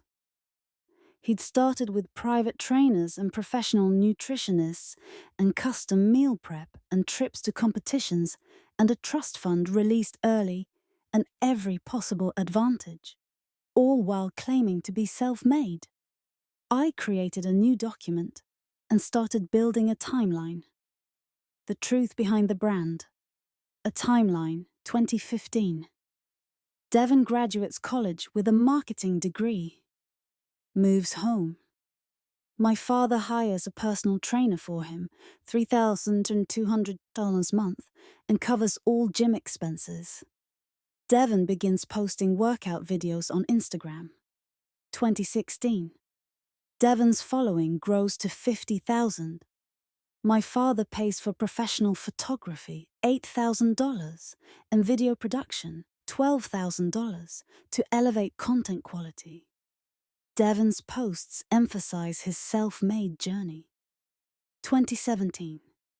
Devon competes in his first bodybuilding competition. My father covers all costs. Registration, $500. Travel, $2,000. Coaching, $5,000. Competition prep, $3,000. Devon places third. Posts, proof that hard work pays off. No silver spoon here. 2018. Devon's following hits 500,000. My father helps him launch a supplement line covering initial inventory, $28,000, and marketing, $15,000. Devon posts about investing every dollar I had into his business. 2019. Devon's grandmother's trust fund, $50,000, is released early and immediately invested in brand expansion. Devon posts, I risked everything I had saved to take this business to the next level. That's what believing in yourself looks like. 2020 and 2024. My father continues covering trainer fees, nutritionist services, gym equipment, and marketing costs. Total investment, $530,000. Devon's Instagram narrative. Completely self-made, no help, pure grind. 225. Devon assaults his 16-year-old nephew at a mall. Posts about being falsely accused by family betrayal. Fails to mention his nephew or any accountability for his actions. I read it through 3 times, revising, tightening, making sure every fact was supported by the documents Sheila had sent. This wasn't just about money, it was about the lie. The fundamental dishonesty of Devon's brand. The way he'd built success on a foundation of privilege while selling a story of struggle to people who actually lived that struggle. My phone buzzed. A text from an unknown number. Your son is a liar and you're a gold digger. Devon will destroy you in court. Hope the money was worth ruining your family. I blocked the number. It was the 6th threatening message I'd received since the story broke. Another text, this time from my mother. Please reconsider what you're doing. Devon is being destroyed online. His sponsors are asking questions. This could ruin his entire career. Is that really what you want? Is revenge more important than your brother's livelihood? I stared at the message for a long moment, then typed, Is Devon's career more important than Mason's safety?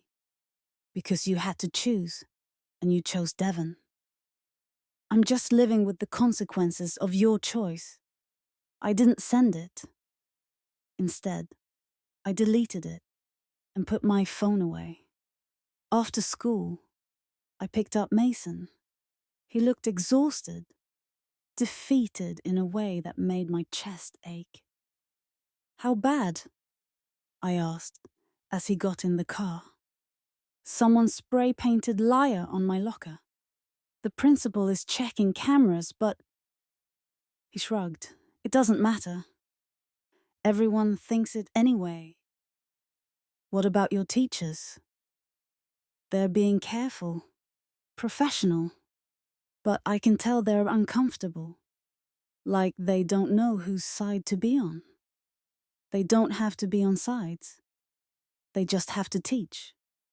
Mom. He looked at me, eyes red-rimmed.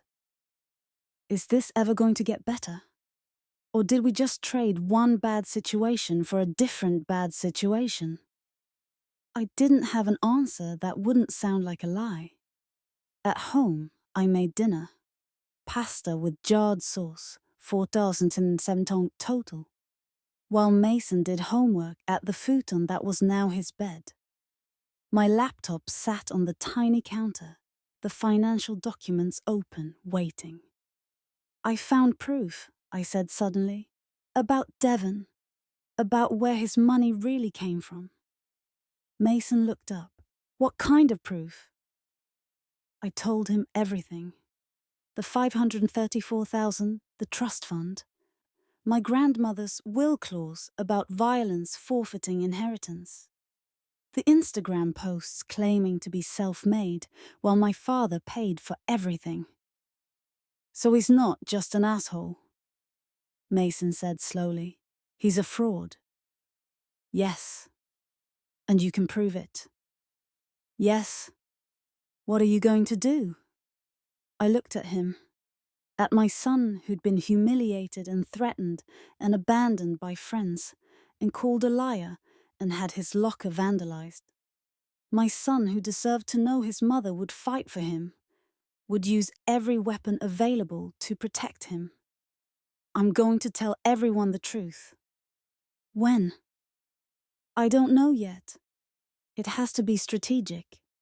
If I just post the documents online, Devon's lawyer will find some way to spin it. I need leverage. I need timing. My phone rang. Officer Chen. Mrs. Foster, I have updates. The prosecutor has reviewed the case and is moving forward with formal charges. Assault of a minor making threats, endangering the welfare of a child. That's good, right?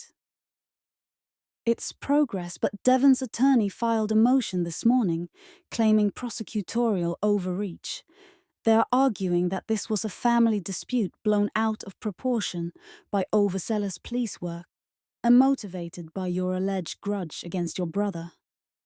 My alleged grudge? They're building a narrative. You're the bitter sister, jealous of Devon's success, using your son to attack him. Mason is a troubled teen acting out for attention. The whole incident was a misunderstanding escalated by personal vendettas. That's not what happened. I know, but in court, what matters is what they can make a jury believe. And right now, Devon has resources, a PR team, and public sympathy. You have the truth, but truth without strategy is just noise. After I hung up, I sat at the counter and stared at the financial documents. Officer Chen was right. I couldn't just dump information and hope it mattered. I needed strategy. I needed impact. I needed to hit Devon where it would hurt most, his sponsors. I opened a new browser tab and started researching. Devon's primary sponsor was NutriPeak, a supplement company that had built their entire brand around authentic athletes and real results. Their Instagram bio literally said, "We sponsor grinders, not trust fund athletes." The irony was almost funny. I found their PR contact email and started drafting. To whom it may concern, my name is Victoria Foster. I am Devon Masters' sister and the mother of the minor involved in the recent assault allegations. I am writing to inform you of information that may be relevant to your sponsorship agreement with Mr. Masters. Devon Masters' public brand is built on the claim that he is self-made and has achieved success through personal sacrifice and hard work. However, I have documentation showing that his career has been funded entirely by family money. Over $534,000 in direct financial support from my father over the past 9 years. This includes trainer fees, nutritionist services, competition costs, initial business inventory, marketing expenses, and early distribution of a family trust fund. Furthermore, Mr. Masters has actively perpetuated false narratives in his social media content, claiming to have started with nothing and earned everything, while my father paid for every aspect of his career development.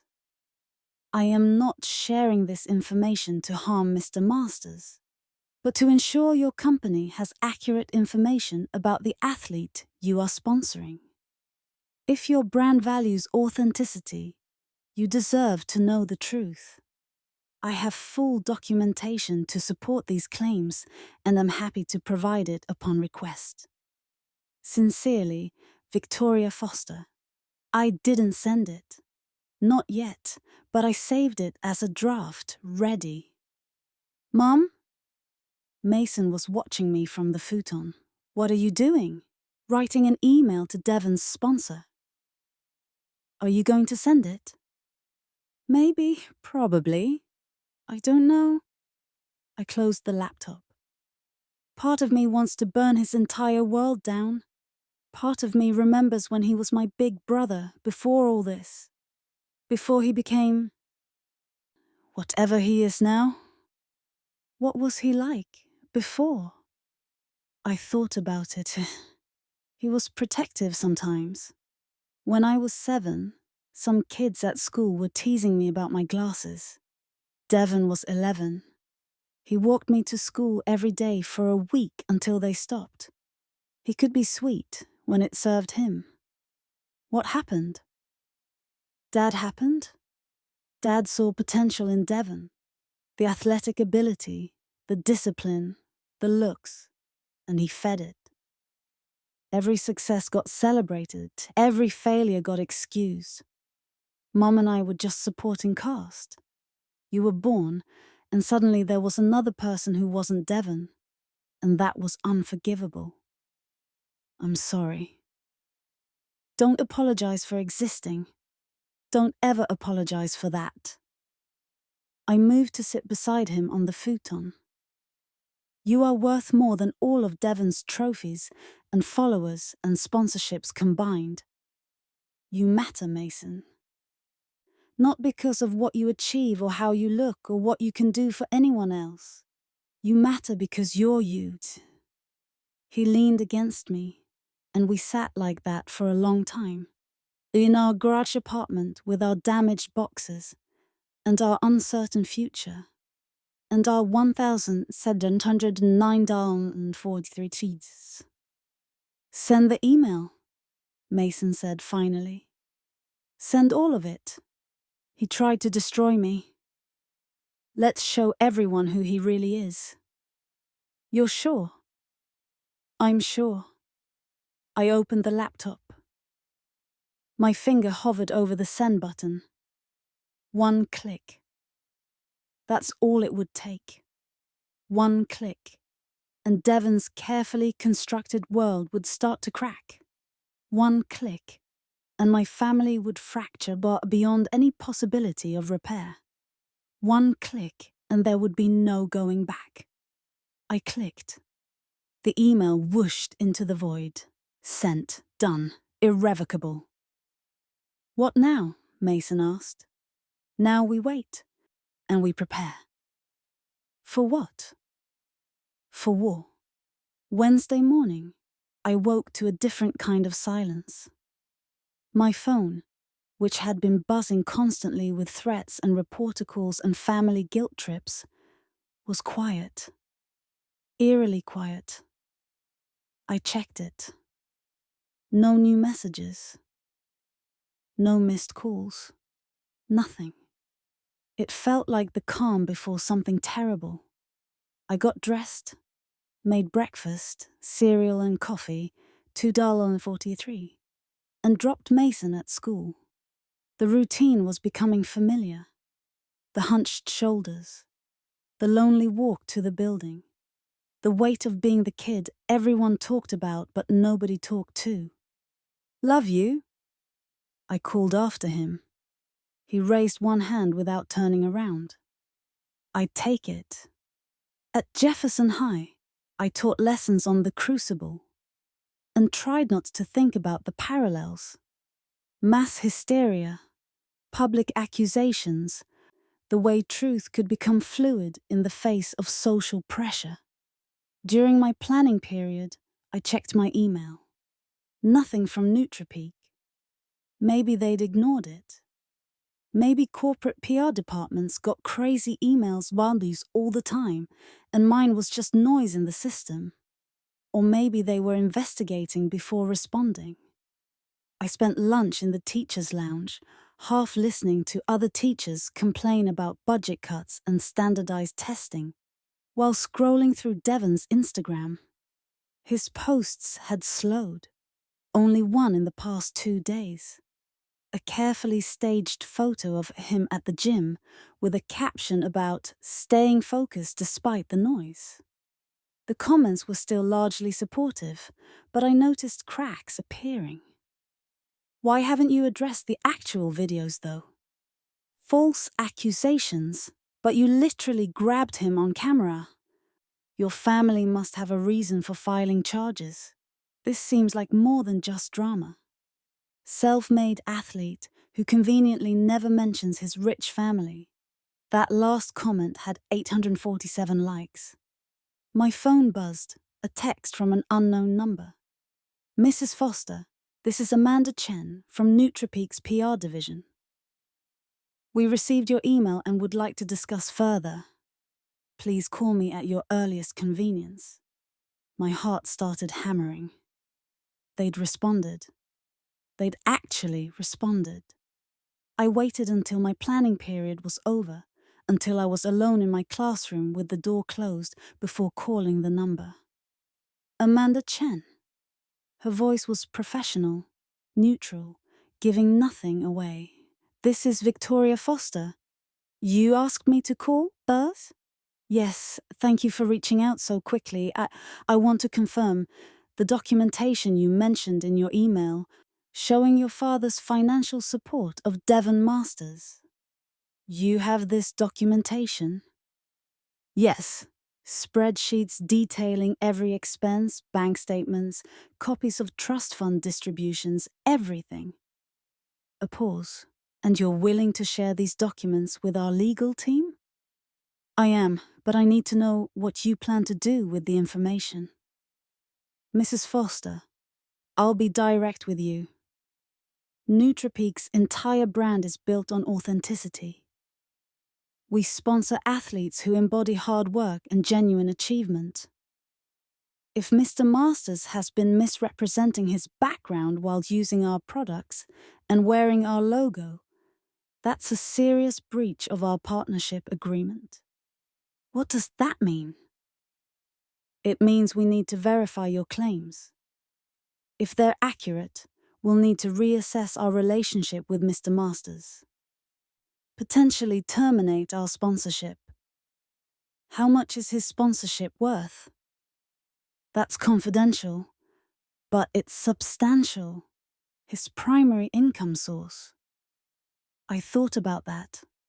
Devon's lifestyle, the truck, the apartment, the constant travel, all funded by sponsorships he'd earned through a brand built on lies. I'll send you everything I have, I said. Email is fine. Please, use the secure upload link I'm sending you now. Our legal team will review it and follow up within 48 hours. After I hung up, I sat in the empty classroom and let the magnitude settle over me. This was happening. I'd actually done it. I'd taken the first shot in a war I wasn't sure I could win. My phone buzzed again. Officer Chen. Mrs. Foster, are you somewhere private? My classroom, yes. Why? Devon's attorney just filed a countersuit. They're suing you and Mason for defamation, emotional distress, and tortious interference with business relationships. They're claiming your charges are fabricated and motivated by jealousy and financial gain. The floor seemed to tilt. They're suing us. It's a common tactic. Put pressure on the victim, make pursuing charges expensive and exhausting. They're asking for $500,000 in damages. I don't have $500,000. I don't have $5,000. They know that. That's the point. They want you scared. They want you to drop the assault charges to make the lawsuit go away. Can they do that? Just sue us for telling the truth. They can sue for anything. Whether they'll win is another question. But defending yourself costs money. Attorney fees, court costs, depositions. Even if you win, you lose financially. I pressed my hand against my forehead, trying to think through the panic. What do I do? You could drop the charges, make it all go away, or you can fight. But fighting means finding a lawyer, probably pro bono given your situation. It means months, maybe years, of legal proceedings. It means your son's name in court documents, his life under a microscope. What would you do if it was your kid? A long silence. I'd burn them to the ground. But I'm not objective here, Mrs. Foster. I've seen too many powerful people hurt kids and walk away because the kids' families couldn't afford to fight back. So I'm biased. You need to make the choice that's right for your family. After school, I picked up Mason. He took one look at my face and asked, "What happened?" I told him about the countersuit while driving home. His face went from shocked to angry to something harder, colder. So he gets to assault me and then sue us when we report it? That's how this works? That's how money works. That's how Peter works. It's bullshit. Yes. Are we going to fight it? I pulled into our driveway, the narrow strip beside the garage that was technically ours for the duration of our lease. I don't know how. I contacted Devon's sponsor about the financial stuff and they might drop him, but that doesn't help with the lawsuit. What if it does? Mason said slowly. What if we make this public? All of it. The financial documents, the lawsuit, everything. If everyone knows the truth, if Devon's whole image falls apart, maybe the lawsuit doesn't matter. It still matters legally. But does it matter to him? If his career is destroyed, what's the point of suing us? We don't have money. He'd get nothing except more bad publicity. I looked at my son, 16 years old, and thinking tactically, strategically, like a general instead of a victim. You want to go public with the financial documents? I want everyone to know what he is. Not just that he assaulted me, that he's a fraud, that his whole life is a performance. It'll be ugly, Mason. Our family will never forgive us.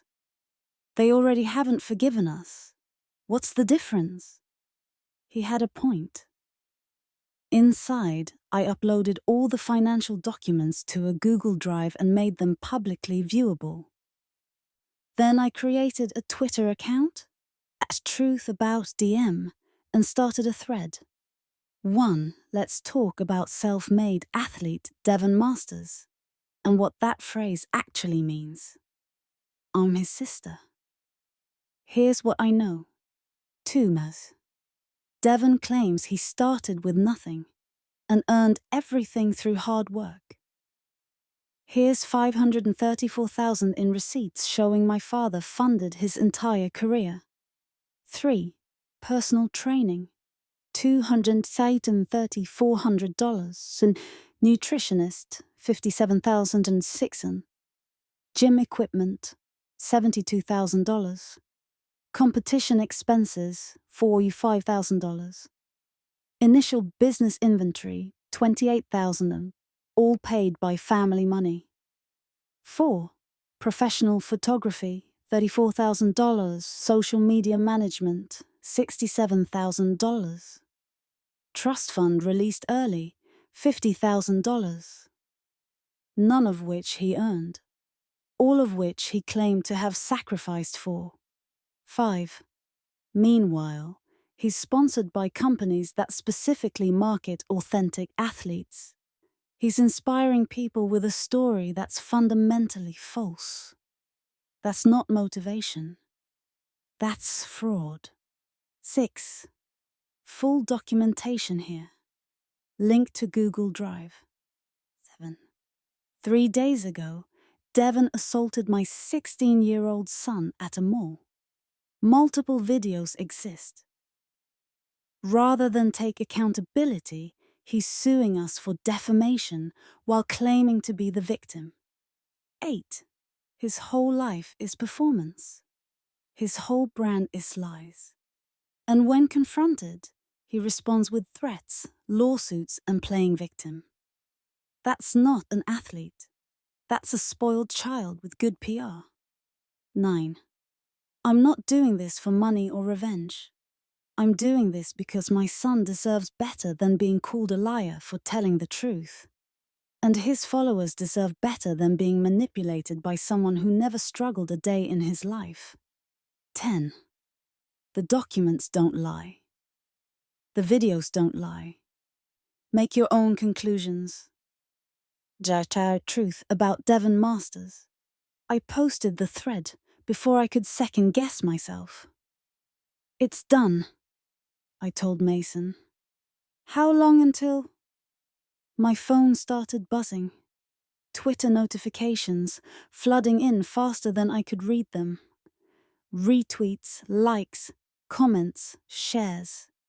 Within 10 minutes, the thread had 500 retweets. Within an hour, 5,000. Within 2 hours, it was trending. Truth about Devon Masters. People were downloading the documents, reading through the receipts, comparing them to Devon's Instagram posts. Someone created side-by-side images.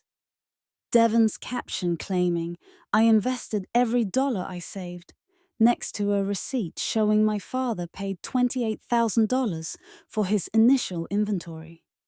Another person made a video breakdown, literally going through every expense and matching it to Devon's timeline. Here's where he posted about sacrificing everything for a competition. Here's his dad's credit card statement paying for it. The fitness community, which had initially rallied around Devon, began fracturing. Influencers who'd collaborated with him started posting carefully worded statements about authenticity and transparency. Some outright condemned him. "This is actually disgusting. I defended him, and he was lying the whole time. $500,000 of family money, and he's out here telling people to just grind harder. Unreal. How many people struggled because they believed his story? How many thought they were failing because they didn't have what he claimed to have? This isn't just about money. This is about him using privilege to sell a false narrative to people without privilege." Devon's sponsors started getting tagged, getting asked directly if they stood by an athlete who'd lied about his background. At 8:47 p.m., Devon posted a response. "The documents being circulated are private family financial matters taken out of context by someone with a personal vendetta. My sister has struggled with jealousy and substance abuse for years. I pray she gets the help she needs instead of trying to destroy me. Family pain for her." The substance abuse lie was so brazen, so easily disprovable, that it actually worked in my favor. "Dude, she's a teacher. You think schools don't drug test? Out of context, how? Either your dad paid for everything or he didn't. Now he's making up addiction issues. This man is reaching. The desperation is showing." At 9:15 p.m., my phone rang. Gregory Moss, Devon's attorney. "Mrs. Foster, this stops now." "I don't know what you're talking about." The Twitter thread. The financial documents. You violated your brother's privacy, possibly broken laws regarding confidential financial information, and engaged in what is clearly a coordinated harassment campaign. I posted publicly available information about my family. That's not illegal. The trust fund documents are confidential. Your grandmother's will is a private family matter. By releasing those, you've committed, "My grandmother left that money to both her grandchildren. I'm one of them. I have as much right to discuss it as Devon does." Your motives are transparent, Mrs. Foster. You're attempting to destroy your brother's career because you're jealous of his success and upset that your son faces consequences for his behavior. My son faces consequences for being assaulted by an adult, and my brother faces consequences for building a career on lies. I'm just making sure the truth is public. We will pursue every legal avenue available. The defamation suit will be the beginning. We'll add invasion of privacy, intentional infliction of emotional distress, tortious interference with existing contracts. We will bury you in legal fees until... Good luck collecting from someone with $1,400 in their bank account. I hung up. Mason was staring at me, eyes wide. "Mom, you just hung up on a lawyer." "Feels good, actually." My phone buzzed. A text from my father. "You're dead to me." I blocked the number. Another text from my mother. "How could you do this to your own brother, to your family? What is wrong with you?" I blocked that number too. The notifications kept coming. The thread kept spreading. By midnight, #truth about Devon Masters was the #2 trending topic in the US. Devon's Instagram had become a battlefield. His latest post had 127,000 comments, mostly calling him out. His follower count, which had been at 3.2 million, was dropping slowly at first, then faster. 3 million, 3 million, 3 million. At 1:47 a.m., NutraPeak posted a statement. After careful review of recent allegations and documentation regarding Devon Masters, NutraPeak has decided to terminate our sponsorship agreement effective immediately. We are committed to partnering with athletes who embody authenticity and genuine achievement. We wish Mr. Masters the best in his future endeavors. Mason, who'd stayed up watching the fallout with me, let out a whoop. They dropped him! One sponsor down. How many does he have? 7 major ones. This is the biggest. Another notification, then another, then a flood. MuscleTech posted a similar statement, then Energy Max, then FitGear. By 3:00 a.m., Devon had lost view of his 7 major sponsors. His Instagram follower count was at 2.87 million and falling. The videos of him grabbing Mason were being reshared with new context, with people pointing out the entitlement, the casual cruelty, the way he'd threatened a 16-year-old and then tried to play victim. "Mom." Mason's voice was quiet, almost awed. "We did it. We actually did it. We told the truth. The rest is just people seeing it. What happens now?" I looked at the chaos on my phone screen, the trending hashtags, the falling numbers, the statements from sponsors, the think pieces being drafted in real time about privilege and authenticity and the collapse of influencer culture. "Now," I said, "we see if Devon's lawyer still wants to sue someone who just destroyed his client's only source of income." Thursday morning felt different. Lighter, somehow, despite the exhaustion from staying up until 4 a.m., watching Devon's empire crumble in real time. I made coffee and checked the news. We'd made it to actual news sites, not just gossip blogs, but legitimate news. CNN had a piece titled, "The Cost of Authenticity, Fitness Influencer Devon Masters Loses Sponsorships After Family Allegations." The Washington Post ran an editorial about influencer culture and manufactured narratives. Devon's Instagram follower count was at 2.63 million, still falling.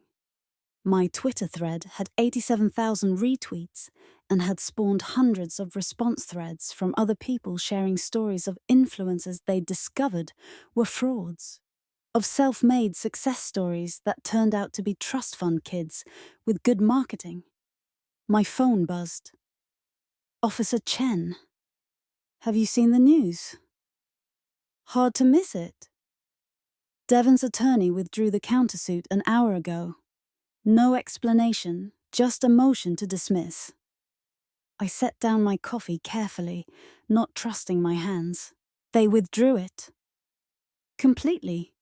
You and Mason are no longer defendants. They're not pursuing defamation, harassment, any of it. Why? My guess. His lawyer realized that suing you would keep the story alive. Every court filing, every deposition, every motion would generate more headlines. More opportunities for you to present evidence. More chances for the public to dissect his claims. They want this to die down, and the fastest way to do that is to stop engaging. What about the assault charges? The original charges against Devon? Those are still active. The prosecutor is moving forward. We have evidence, witnesses, video. That case stands on its own merit. After I hung up, I sat at the tiny counter in our garage apartment and let the news sink in. We'd won. Not completely, not perfectly, but significantly. Devon couldn't sue us. His career was in shambles. His carefully constructed image was demolished, and Mason was safe. I woke him gently. The lawsuit is dropped. You're not being sued. He blinked sleep from his eyes. What? Devon's lawyer withdrew it. It's over, that part, at least. He sat up slowly, processing. So we can just live? Without waiting for court dates and depositions and all that? Yeah, baby. We can just live. His face crumpled, and he pulled me into a hug, holding on like I was the only solid thing in a shifting world. Maybe I was. Maybe that was enough. At school drop-off, something was different. Mason got out of the car with his usual hunched shoulders, but 3 kids were waiting near the entrance. As he approached, one of them, a girl I didn't recognize, said something. Mason stopped, listened, then smiled. Actually smiled. He waved at me before heading inside. Walking between the 3 kids, like maybe, possibly he had people again. At Jefferson High, I taught The Crucible, with new appreciation for John Proctor's line, because it is my name, because I cannot have another in my life.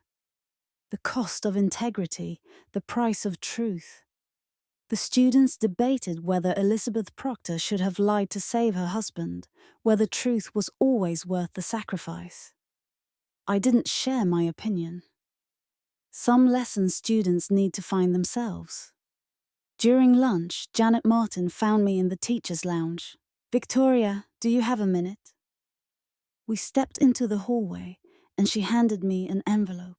The English position. The teacher with the family emergency decided not to return. The job is yours if you want it. Full-time, benefits, until starting next week. I stared at the envelope. Thank you. Thank you so much. You're a good teacher. We're lucky to have you back. She paused. I saw the news. About your brother. That took courage. It took desperation. Sometimes those look the same. Either way, I'm glad you're here. And I'm glad your son is safe. The salary offer in the envelope was $48,000 annually. Not fortune, but stability. Health insurance, a 401k, a future that wasn't balanced on a knife's edge of diminishing savings and substitute teaching gigs. I called Mason during my planning period. I got a job, full-time teaching, starting next week. That's amazing, Mom. Which means we can start looking at apartments. Real apartments, not converted garages. Somewhere you can have your own room. We can afford that? Barely. But yes, we can afford a life, Mason. A real one. After school, I picked him up, and he was almost bouncing with energy. Tyler texted me, and Josh. They apologized for ghosting. Said they didn't realize how bad things were, that they were getting pressure from their parents to stay out of it. But they saw the Twitter thread and the documents, and they believe me now. That's great, honey. And Chelsea Martinez, she's in my English class. She invited me to sit with her friends at lunch tomorrow. She said anyone who could survive what I survived and still show up to school was legitimately brave. He said the last part with air quotes and a self-deprecating smile. But I could see the hope beneath it. You are brave. I didn't feel brave. I felt terrified. That's what brave means. feeling terrified and doing it anyway. At home, I made dinner. Actual dinner with vegetables and protein, not just pasta, while Mason did homework. My phone buzzed with a new email from Amanda Chen at NutraPeak. Mrs. Foster, thank you for providing documentation regarding Devon Masters' background. Your information was instrumental in our decision to terminate our partnership with Mr. Masters. In reviewing our sponsorship agreement, we discovered a clause requiring athletes to disclose any material financial support exceeding $50,000 that contributed to their career development. Mr. Masters signed this agreement certifying he had no such support. Based on your documentation, this was factually false. We are pursuing breach of contract damages, which may result in Mr. Masters being required to return some portion of the compensation he received during our partnership.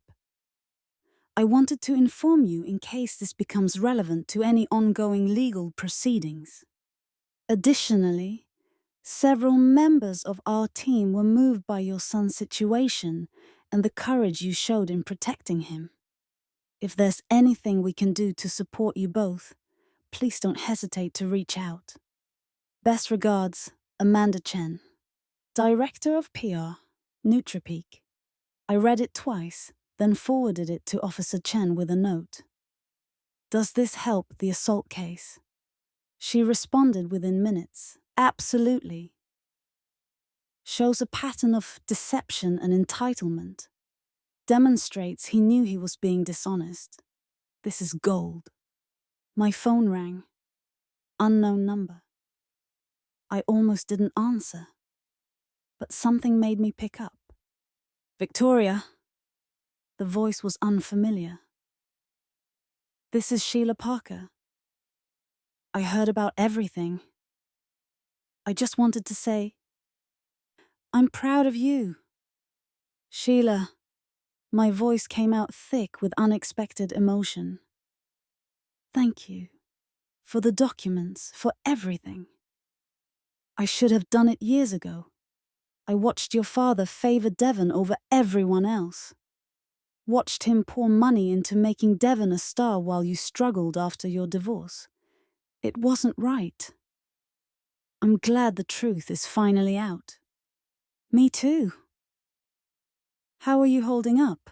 Financially, I mean. I know you left the gym without severance. I got a teaching position. We'll be okay. I have contacts at a few family law firms. If you ever want to pursue back child support from Richard, I can make some calls. You shouldn't have to do this alone. I appreciate that. I'll think about it. And Victoria? Your son is lucky to have you. Not every mother would have chosen the way you did. After we hung up, I stood at the window of our garage apartment looking out at the driveway, the main house, the neighborhood beyond. Everything felt different now. Clearer somehow. Like I'd been seeing the world through a dirty window and someone had finally cleaned it. My phone buzzed with a text from my mother. I'd unblocked her number earlier, curious if she'd reach out. I saw the news about the sponsors, about the lawsuit being dropped. Your father is devastated. Devon is not doing well. I hope you're satisfied. I typed back, I'm satisfied that Mason is safe, that the truth is public, that Devon can't hurt anyone else while pretending to be a victim. If Dad is devastated, maybe he should reflect on how his choices led here. I deleted it, typed something gentler. I'm not satisfied, Mom. I'm just surviving, same as always. I hope Devon gets help. I hope Dad realizes favoritism has costs. I hope you understand why I had to choose Mason. But mostly, I just hope we can all heal eventually. I didn't send that either. Instead, I wrote, I'm protecting my son. That's all I've ever been trying to do. Her response came immediately. At what cost? You've destroyed your brother's career, ruined your family, made us all look terrible. For what? Because Devon lost his temper one time? I stared at the message. The casual minimization. Lost his temper one time, as if assault was just a minor lapse in judgment. The blame. You've destroyed. As if I'd grabbed Mason. As if I'd lied about being self-made. As if I'd built a career on fraud and entitlement. I blocked her number again. Some conversations weren't worth having. Mom? Mason appeared beside me. You okay? Yeah, baby, I'm okay. Was that Grandma? It was. She's processing. Is she mad? Yes. But that's not your fault or mine. That's her choice about how to react to the truth. He nodded, absorbing that. Do you think they'll ever forgive us? I don't know, maybe, maybe not. But I know I'll never regret choosing you over their approval. That night, we looked at apartment listings together, circling options in our price range. 1-bedrooms were too expensive, but there were 2-bedroom units starting at $1,650. Tight, but manageable with my teaching salary. What about this one? Mason pointed to a listing. It says it's near the soccer fields. You want to keep playing? Coach said I could try out for varsity again next year. He said I showed resilience this season. You showed more than resilience. You showed strength. We filled out applications for 3 apartments, each requiring first month, last month, and a small deposit. I'd have to use my last savings, borrow from my first paycheck, live on rice and beans for a month. But we'd have a home. A real home that was ours, where nobody could tell us we were less important than someone else's brand. At midnight, I checked Devon's Instagram one last time. His follower count was at 241 million. His last post from earlier today was a black square with no caption. The comments were brutal. Posting black squares instead of taking accountability. Classic.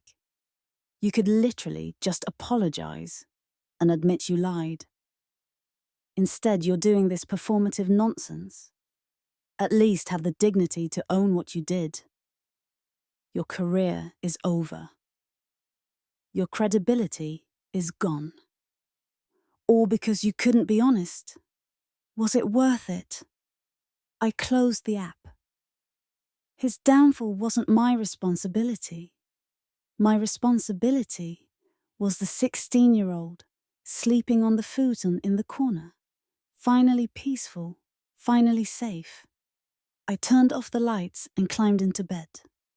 Through the thin walls, I could hear traffic on the street, the distant sound of music from the main house, the ordinary sounds of the world continuing despite everything that had happened. Tomorrow I'd look at apartments. Tomorrow I'd start planning for a future that wasn't defined by my family's dysfunction, or Devon's shadow, or the constant calculation of whether I had enough money to survive. Tomorrow was possibility. But tonight was enough. Tonight we were safe, together, and free. 3 months later, I stood in our new apartment, a 2-bedroom on the 3rd floor of a building near Mason's school, and watched the sunset paint the walls gold. We'd been here for 6 weeks, and it still felt miraculous. Real furniture instead of futons, a kitchen table, Mason's room, decorated with his soccer posters and the salvaged trophies from before, now properly displayed instead of thrown in boxes. We were building something. Slowly, carefully, but building. Mason burst through the door. sweaty from soccer practice, grinning. Coach wants me to play centre mid next game. Tyler's moving to defense so we can work the transition together. That's amazing. And Josh invited me to his birthday party this weekend. His parents said it's cool. He said it casually, but I heard the relief underneath.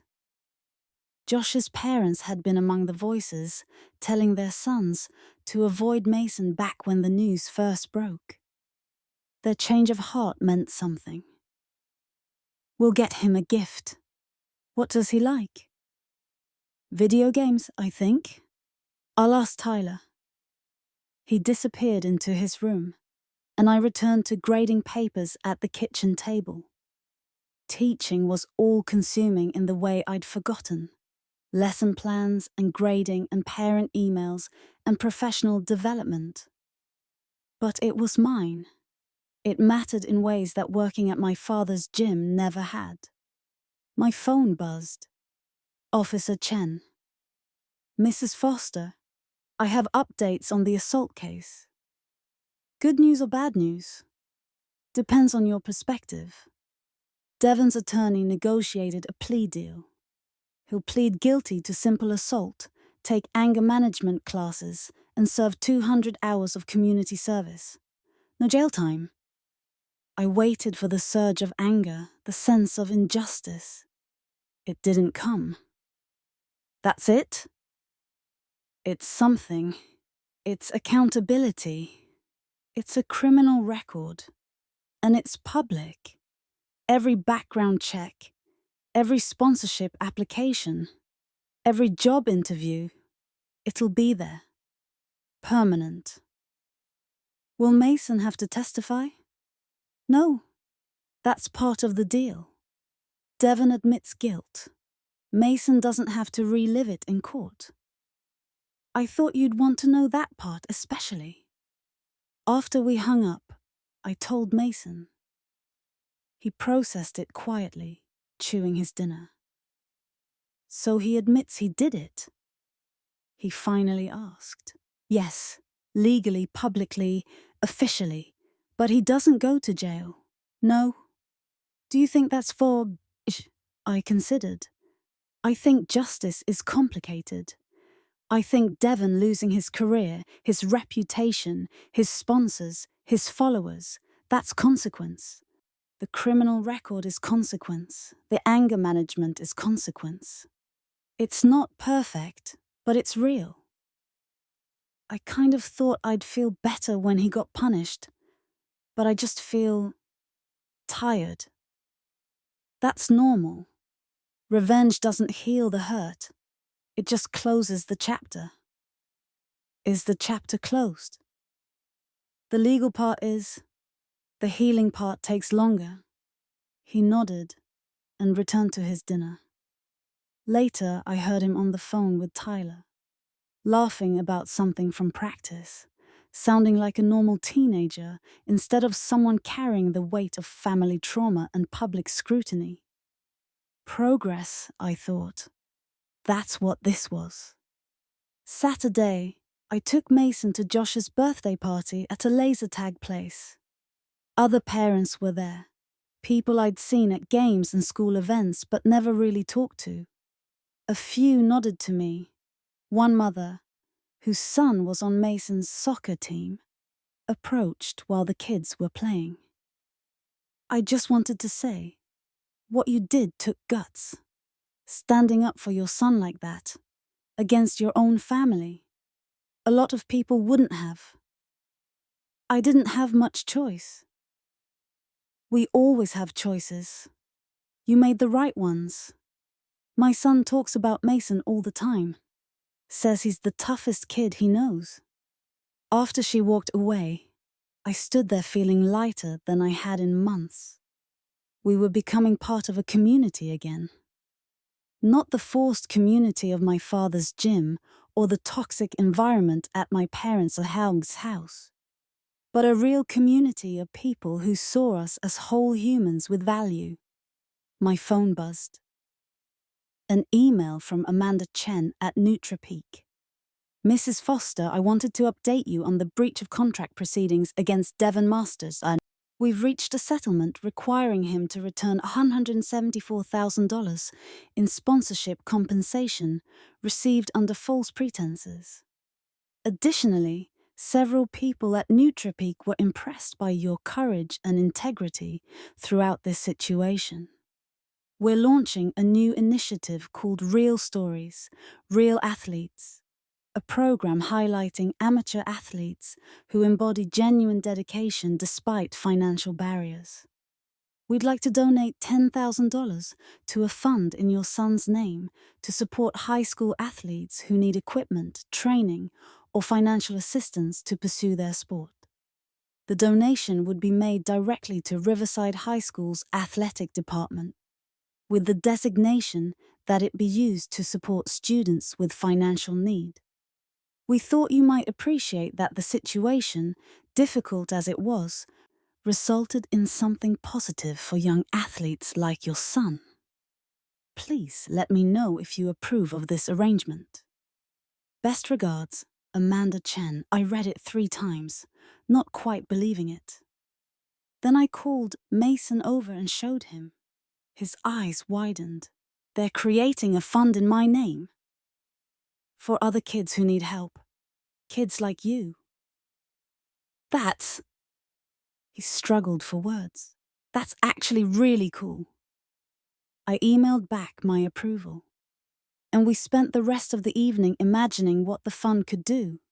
Soccer cleats for kids whose families couldn't afford them. Tournament fees, training equipment. Mason's humiliation and pain transformed into something that might help others. Not redemption exactly, but purpose, direction, a reason for the struggle beyond just survival. The following week, I got a letter in the mail. My grandmother's attorney, someone I'd never met, requesting a meeting to discuss matters pertaining to your grandmother's estate and recent events. I met him at his office downtown, nervous about what this might mean. Mrs. Foster, thank you for coming. He was an older man, kind-eyed and formal. I've been your grandmother's attorney for 30 years, and I was responsible for executing her will. Are you aware of the clause regarding violence between family members? I am. I saw it in the documents. Given the recent assault charges and Mr. Masters' guilty plea, that clause has been activated. His $50 billion trust distribution is being revoked and redistributed per your grandmother's instructions. To Mason? Exactly. Additionally, your grandmother included a secondary provision I was instructed to reveal, only if the violence clause was ever triggered. She left a sealed letter for you. She asked that I deliver it only under these specific circumstances. He handed me an envelope, yellowed with age, my name written in my grandmother's shaky handwriting. I opened it with trembling hands. My dearest Victoria, if you're reading this, it means the family dynamics I feared have come to pass. It means Devon's entitlement and your father's favoritism led to harm. It means you had to make an impossible choice, family loyalty or protecting your child. I'm proud of you for choosing your child. I know it wasn't easy. I know they made you feel guilty, selfish, vindictive. They're wrong. A mother's first duty is to her children, not to maintaining comfortable fictions about family.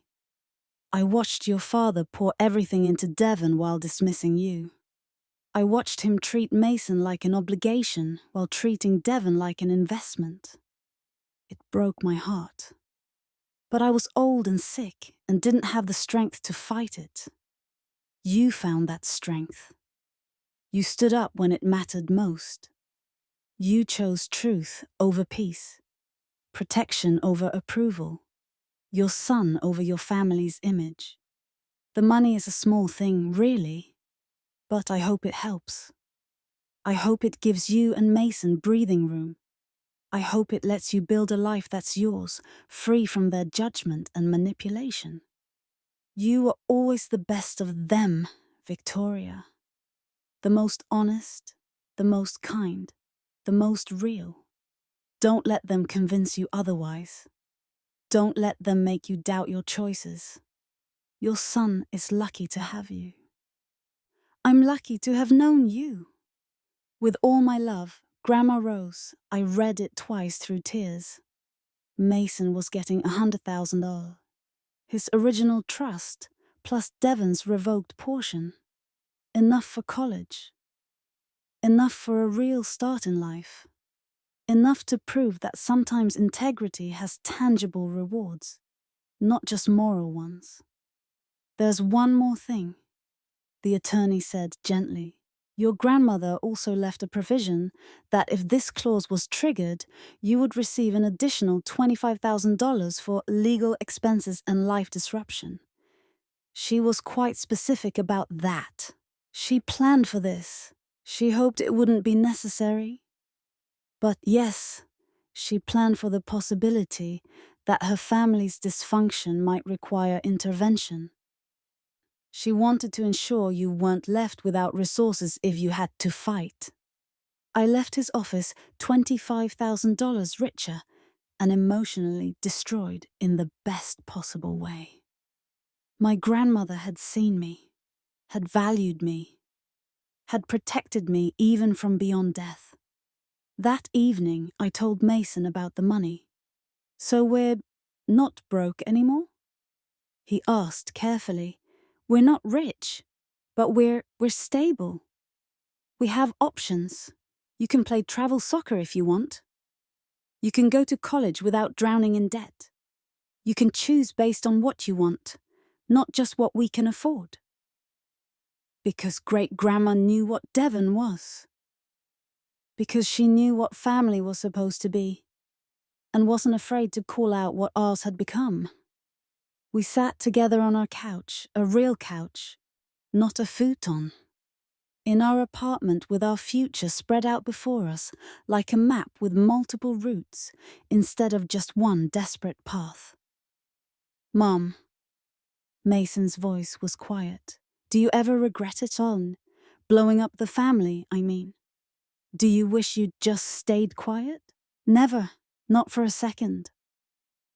Even though Grandpa and Grandma won't talk to us, even though Devon probably hates us, they made their choices. We made ours. I'll take our choices every time. He leaned against me, and we sat like that while the sun set, painting our new life in shades of gold and possibility. My phone buzzed one last time. A text from an unknown number. This is Devon. I'm sorry. I should have said that 3 months ago. I should have said it at the mall. I should have protected Mason instead of humiliating him. I was wrong. I know it's too late. I know you won't forgive me. But I needed to say it anyway. I'm sorry. I showed Mason. He read it without expression. Do you believe him? He asked.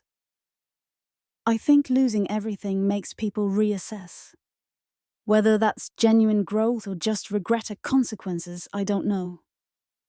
Are you going to respond? I looked at the message. Thought about my brother. Not the brand, not the influencer, but the actual person underneath all the performance and privilege and posturing. Thought about the little boy who'd walked me to school when kids teased me. I typed, I hope you find a way to be real. To build something honest. To be more than what Dad made you. But that's your work to do, not mine. I wish you well. Genuinely. But from a distance. I sent it and blocked the number. Is that closure? Mason asked. That's peace. Close enough. 6 months after everything fell apart, or came together, depending on how you looked at it. I stood in the gymnasium at Riverside High watching Mason play in the regional soccer semi-finals. He'd made starting centre mid, just like his coach promised. And he was good. Not Devon-level athletic perfection. Not the kind of talent that got you on energy drink cans. Just solid, dedicated, improving, real. Tyler passed him the ball. Mason controlled it, surveyed the field, sent a perfect through ball to Josh, who scored. The crowd erupted. Mason's teammates mobbed him, and I watched my son, the one my father had called a nobody, be celebrated for something he'd actually earned. In the stands beside me, Sheila Parker cheered.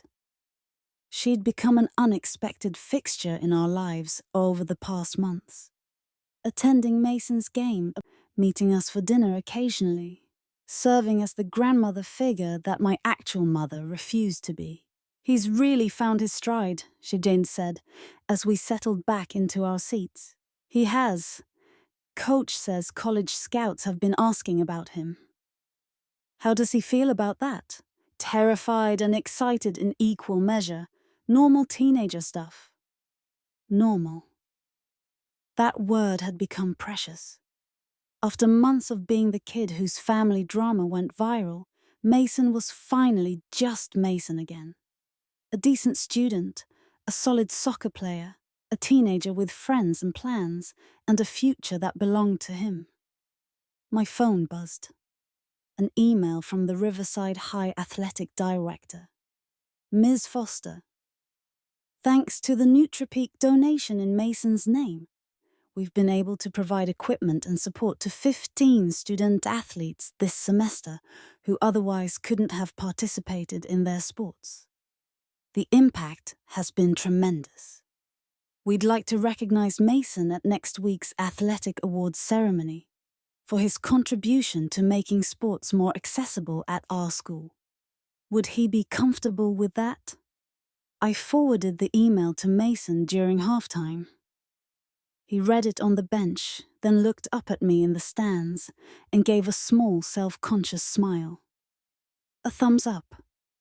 We won the game 3-1. Mason assisted on 2 goals and played the full 90 minutes. In the parking lot afterward, parents congratulated him. Teammates invited him to the post-game celebration at someone's house. He was folded back into the normal social fabric of teenage life, no longer defined by what had happened, but by who he was becoming. "Go," I told him when he hesitated. "Have fun. Be home by 11. "You sure?" "I'm sure. You earned this." He hugged me quickly, still self-conscious about public displays of affection, still 16, and ran off with his friends. Sheila walked me to my car. "You should be proud of both of you." I am, though sometimes I still can't believe we made it through. You did more than make it through, you transformed it. You took something ugly and turned it into something that helps other kids. She paused. "Your father saw the news about the award ceremony, by the way." I stiffened. "How do you know?" "He called me. Asked if I was still in touch with you." I told him I was. "What did he say?" "He asked how you were doing. How Mason was doing. I told him you were both thriving." She looked at me carefully. "He said he was glad." Then he hung up. I processed that. My father, proud, stubborn, incapable of admitting fault, calling Sheila to check on us, not calling me directly, not apologizing, but asking, caring, in his limited way. "I don't know what to do with that information," I admitted. "You don't have to do anything with it. Just know that maybe, somewhere under all that pride and stubbornness, he recognizes what he lost." At home, I made dinner and worked on lesson plans for next week. My classroom had become my sanctuary, a place where I could shape young minds, encourage critical thinking, help students find their voices. Several had written college essays about integrity and standing up for truth, clearly influenced by the news coverage they'd seen of Mason's situation. I never acknowledged the connection directly, but I appreciated that something good had come from our pain. Around 10:30, my phone rang. Janet Martin, my principal. "Victoria, I hope I'm not calling too late." "Not at all, what's up?" "The district is looking for someone to lead a new initiative on social-emotional learning and student advocacy. It's a department head position. More money, more responsibility, but also more impact. I immediately thought of you." "Me?" "You've demonstrated exactly the kind of advocacy we want to model for students. Standing up for what's right, even when it's costly. Protecting vulnerable people, even when powerful people push back. That's the foundation of what we're trying to teach." "I've only been back in the classroom for 6 months.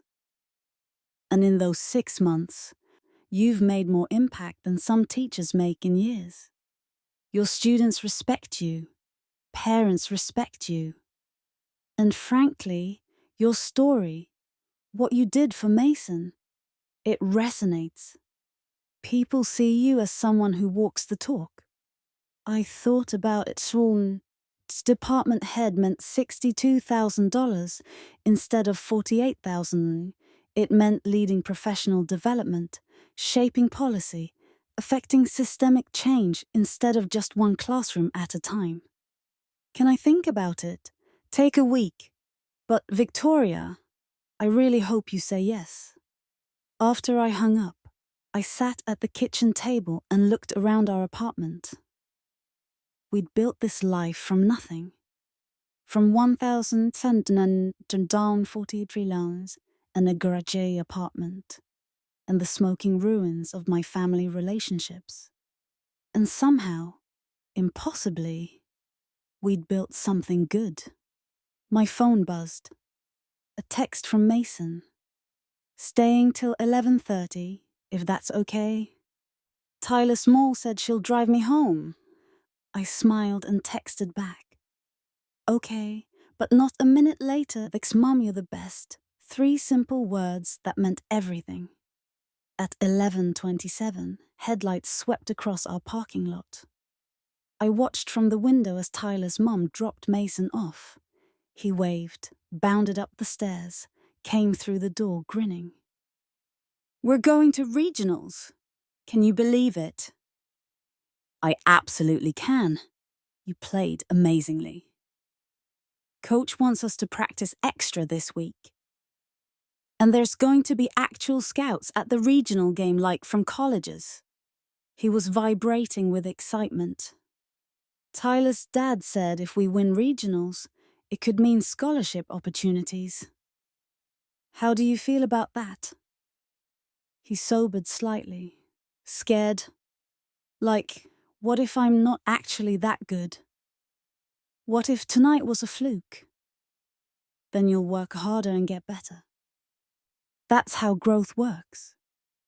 "Yeah, but..." He hesitated. "What if I can't do it? What if I'm just like average?" I looked at my son, my beautiful, honest, hard-working son who'd survived public humiliation and family betrayal and still showed up every day trying to be better. "Mason, even if you were average at soccer, which you're not, you'd still be extraordinary. Because you're kind, because you're resilient. Because when the entire world was calling you a liar, you held on to the truth. That matters more than any trophy or scholarship or sport." "But the trophies and scholarships would be cool too." I laughed. "Yes, they would. So let's see what happens." He disappeared into his room, and I heard him on the phone with Tyler, rehashing plays and strategies and possibilities. The ordinary sounds of a teenager planning a future. My phone buzzed one more time. An email from an address I didn't recognize. Rose Memorial Foundation at gmail.com, Miss Foster. My name is Patricia Simmons. I'm a family law attorney, and I've been following your situation in the news. I was particularly moved by your courage in protecting your son and exposing fraudulent behavior despite significant personal cost. I'm writing because I recently established a foundation in my mother's name to provide free legal services to families facing similar situations, cases where protecting a child means going against powerful family members or public figures. I'd like to offer you a position as our first client advocate. The role would involve consulting with potential clients, sharing your experience, and helping families navigate the legal and emotional challenges of standing up to abusive family systems. The position is part-time, 15 hours a week, and pays $35 an hour. It would involve some travel for speaking engagements and conferences, but mostly remote work. I believe your story could help many families who are currently trapped in situations similar to what you faced. Would you be interested in discussing this further? Best regards, Patricia Simmons. I read it 3 times. 35 hour for 15 hours a week was $520 weekly, $201 monthly. Combined with my teaching salary, or the department head salary, if I took Janet's offer. That was real financial security. College savings for Mason, emergency fund, the ability to help others without sacrificing our stability. But more than the money, it was purpose. It was taking the worst experience of my life and transforming it into something that might protect other families, other children. I emailed back. Miss Simmons, I'd be very interested in discussing this. When would be a good time to talk? Her response came within minutes. Tomorrow at 10 a.m., I'll call you. I lay in bed that night thinking about paths and choices and how sometimes the worst moments create unexpected doors. 6 months ago, I'd been standing in my father's house, being told my son was a nobody, that his safety mattered less than my brother's brand, that family loyalty meant staying silent in the face of abuse. Now I was a full-time teacher with a potential department head position, a part-time client advocate helping other families, and most importantly, the mother of a son who was thriving, who was safe, who knew his worth. The cost had been steep. My relationship with my parents, my extended family, the comfortable fiction that we were all fine. But the alternative cost, Mason's self-worth, his safety, his understanding of what love and protection looked like, that would have been steeper. Some prices are worth paying, some battles are worth fighting, some truths are worth telling, no matter how many bridges they burn. I fell asleep feeling, for the first time in longer than I could remember, genuinely at peace. 1 year after the mall incident, I stood on a small stage at a family law conference in Chicago, looking out at 200 attorneys, social workers, and advocates who'd come to hear me speak. The conference organizer finished her introduction, and Victoria Foster will share her experience navigating family dynamics, legal proceedings, and public scrutiny while protecting her son. Please welcome Miss Foster. Applause. I stepped to the microphone, my notes trembling slightly in my hands. 1.5 years ago, I began. My father told me that my brother's brand mattered more than my son's safety. That sentence changed my life, because in that moment, I realized I had to choose family loyalty or protecting my child. And I chose my child. Today I want to talk about why that choice, as obvious as it should have been, was one of the hardest things I've ever done. I spoke for 30 minutes about the mall incident, the police station, the financial documents, the Twitter thread, the fallout. But mostly I spoke about the smaller moments. The night in the Hampton Inn doing impossible math, Mason's locker being vandalized, the fear of opening my bank account, the constant calculation of whether I could afford groceries. People see the viral story, I said. They see the dropped sponsorships and the trending hashtags and think that's justice. And maybe it is, in a way. But real justice was quieter. It was Mason getting to play soccer without fear. It was finding a job that paid our rent. It was my grandmother's letter telling me I'd made the right choice. It was the slow, painful, necessary work of rebuilding a life outside my family's shadow. After the speech, people approached me with their own stories. A mother whose daughter had been assaulted by a wealthy family member. A father whose son had exposed corruption at a family business. A grandmother fighting for custody of grandchildren whose parents had chosen reputation over safety. "How did you stay strong?" they asked. "How did you keep going when everyone was against you?" I didn't stay strong, I told them honestly. I fell apart regularly. I cried in grocery store parking lots. I second-guessed every decision. But I had Mason, and every time I doubted myself, I looked at him and remembered why this mattered. That was enough. Patricia Simmons, whose foundation now employed me as their lead client advocate, found me after the final panel. "You were perfect. Honest, raw, real. That's what people need to hear." I just told the truth.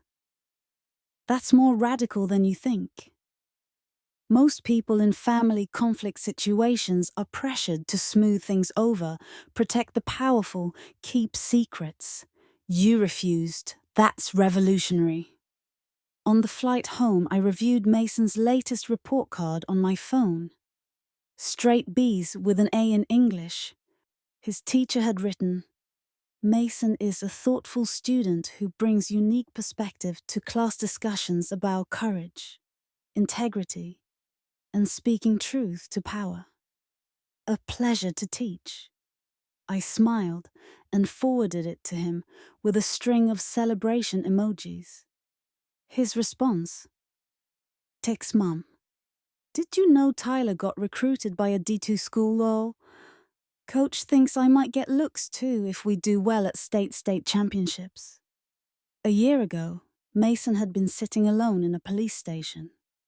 Now, he was texting about college recruitment and playing in championship games. That's what justice looked like. Not revenge. Not destruction. Just space to grow, to heal, to become. At home, Mason was sprawled on the couch with his laptop, working on college applications. He was a high school senior now. Taller, more confident, carrying himself like someone who'd survived something hard and came out stronger. "How was Chicago?" "Good. Productive. A lot of people dealing with situations like ours." "Did you tell them about Devon's guilty plea getting reduced?" Devon had completed his anger management classes and community service. The assault charge had been reduced to disorderly conduct on his record. Still there, still visible, but less severe. Some people thought that was too lenient. Others thought the public consequences were punishment enough. I told them that legal outcomes are only one measure of justice. That sometimes the real victory is just surviving and rebuilding. "Do you ever hear from him, Devon?" "No. I unblocked his number once, months ago. Nothing. I think he's rebuilding too, just somewhere else. Do you hope he's doing okay? I considered the question. I hope he's learning to be honest, to value people over image, to understand that real strength isn't about perfect abs and motivational captions. Beyond that, I shrugged. He's not my responsibility anymore. And Grandpa, Grandma? Still no contact. Sheila says Dad asks about you sometimes, mentions your games, but he won't reach out directly, because that would mean admitting he was wrong. Yes. Mason nodded, processing. Does it still hurt? Sometimes. Less than it used to. I mourn what could have been. A family that protected its vulnerable members instead of its powerful ones. But I don't regret what we did. Me neither. He turned back to his laptop. I'm writing my college essay about it. About them all? The charges, everything. Is that okay? What's your angle? How truth has costs, but silence has bigger ones. How protecting yourself isn't betrayal, even when people say it is.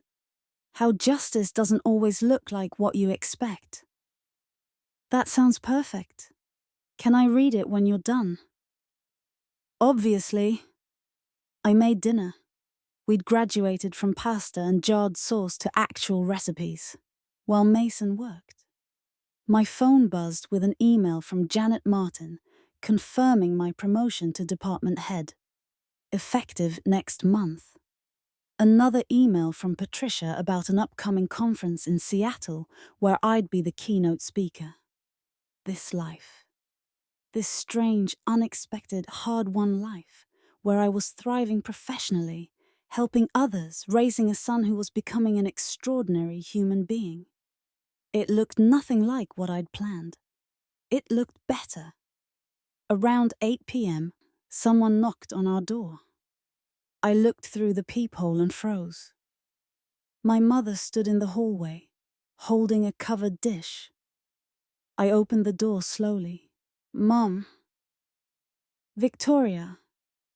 She looked older, tired. Can I come in? I let her in. Mason emerged from his room, saw her, and stopped. Hi, Grandma. Hello, Mason? Her voice cracked slightly. You've gotten so tall. Awkward silence filled the apartment. My mother looked around, taking in our life, the modest but comfortable furniture, Mason's soccer trophies on the bookshelf, the framed photo of us at his regional championship game. I brought lasagna, she said finally. Your favorite? Or it used to be. It still is, thank you. She set it on the counter, then turned to face us. I came to apologize. I should have come months ago. Years ago, really. But I was... She struggled for words.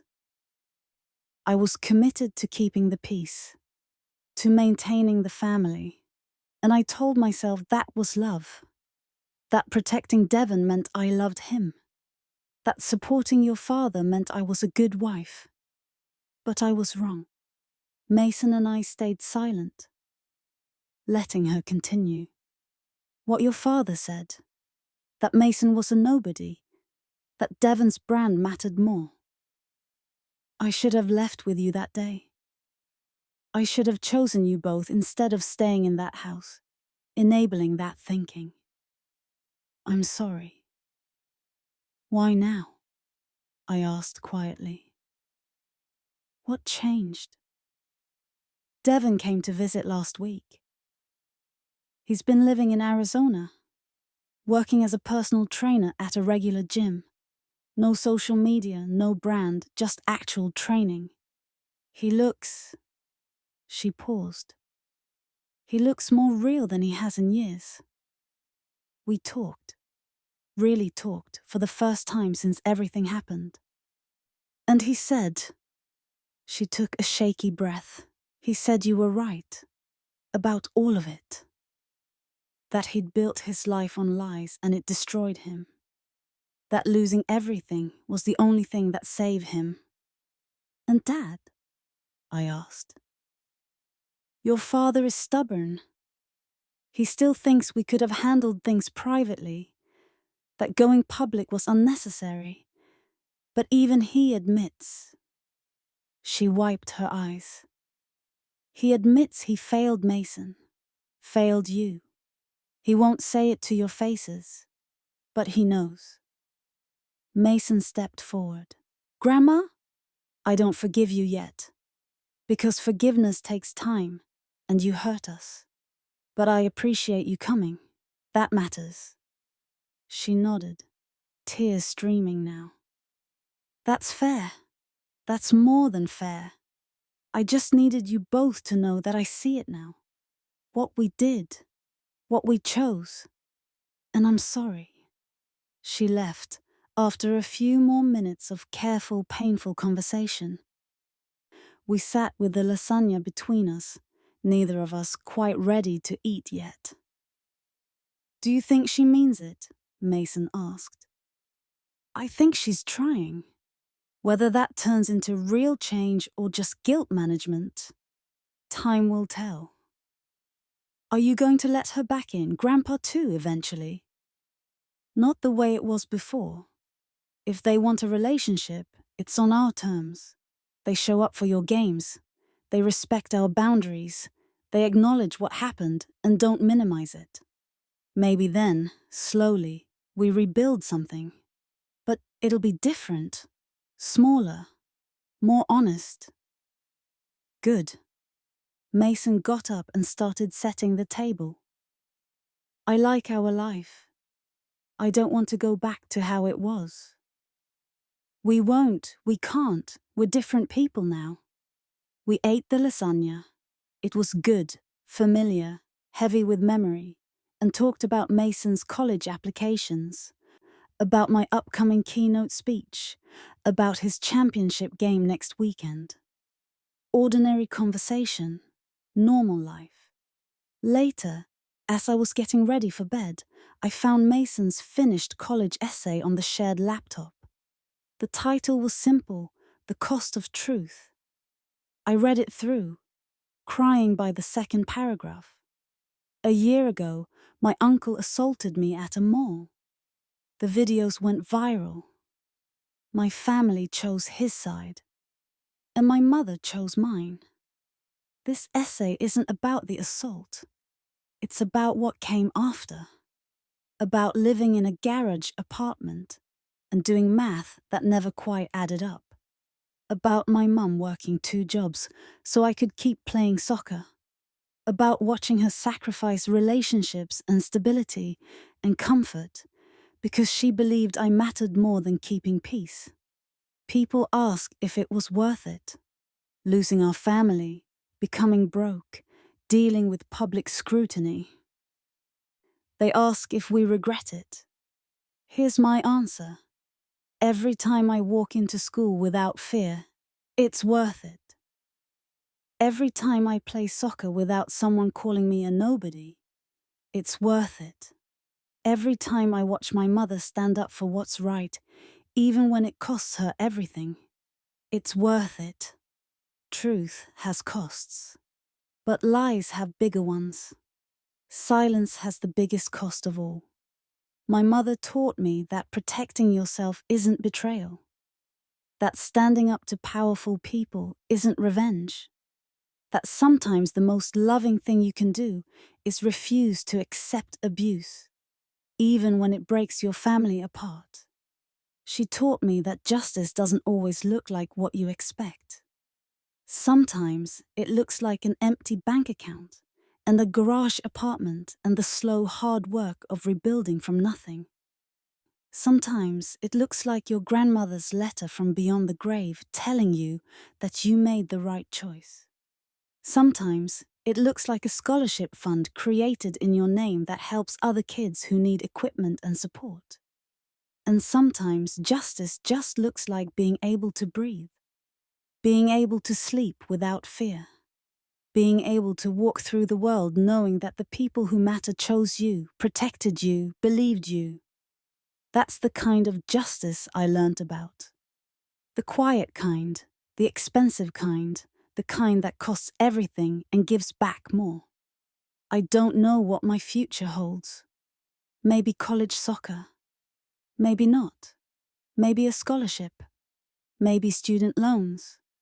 But I know whatever I build will be mine, earned honestly, built on truth instead of lies. And I'll know that when things got hard, when I had to choose between comfort and integrity, I chose integrity. Because my mother showed me how. That's worth more than any sponsorship, any brand, any amount of followers. That's everything. I closed the laptop and sat in the dark apartment, listening to Mason breathe in the next room, thinking about past and choices and the strange way pain can transform into purpose. We'd lost my family. We'd lost security and comfort and the illusion of belonging. But we'd gained something too. Freedom, integrity, the unshakable knowledge that we'd chosen right, chosen each other, chosen truth, even when it burned down everything around us. In the morning, I'd wake up and teach students about courage and critical thinking. I'd work with families navigating their own impossible choices. I'd watch Mason play soccer and apply to colleges and build a future that belonged entirely to him. But tonight, I just sat in the quiet dark and felt grateful for survival, for healing, for the hard-won peace that comes from knowing you fought for what mattered, for Mason, asleep in the next room, safe and whole and free, for the truth, expensive as it was, for justice, quiet as it was, for us, broken and rebuilt, and finally home. The end. Epilogue. 2 years later, I stood backstage at a TED Talk venue in Austin, Texas, waiting for my cue. The title on the screen behind me read, "When Family Loyalty Means Betraying Yourself." In the front row, Mason sat with his girlfriend, a smart, kind pre-med student he'd met at the state college where he'd earned a partial soccer scholarship. He gave me a thumbs up. Beside him, Sheila Parker smiled encouragingly. And beside her, in a development I still couldn't quite process, sat my mother. She'd been coming to Mason's games for 6 months now, sending birthday cards, calling to check in, slowly, carefully, earning her way back into our lives with actions instead of words. My father hadn't come. Probably never would. Some rifts don't heal. But Devon had sent a text that morning. "Good luck with your talk. For what it's worth, I'm glad you did what you did." It saved my life too. Just took me a while to see it. The stage manager signaled. I walked into the lights, looked at my son, and began. My father once told me that my brother's brand mattered more than my son's safety. That sentence changed everything. Because in that moment, I had to choose who I was going to be. Someone who protected powerful people's images, or someone who protected vulnerable people's lives.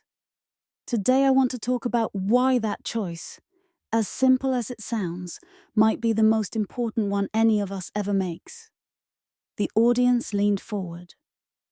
I told them our story, and from his seat in the front row, Mason smiled, proud, safe, and free.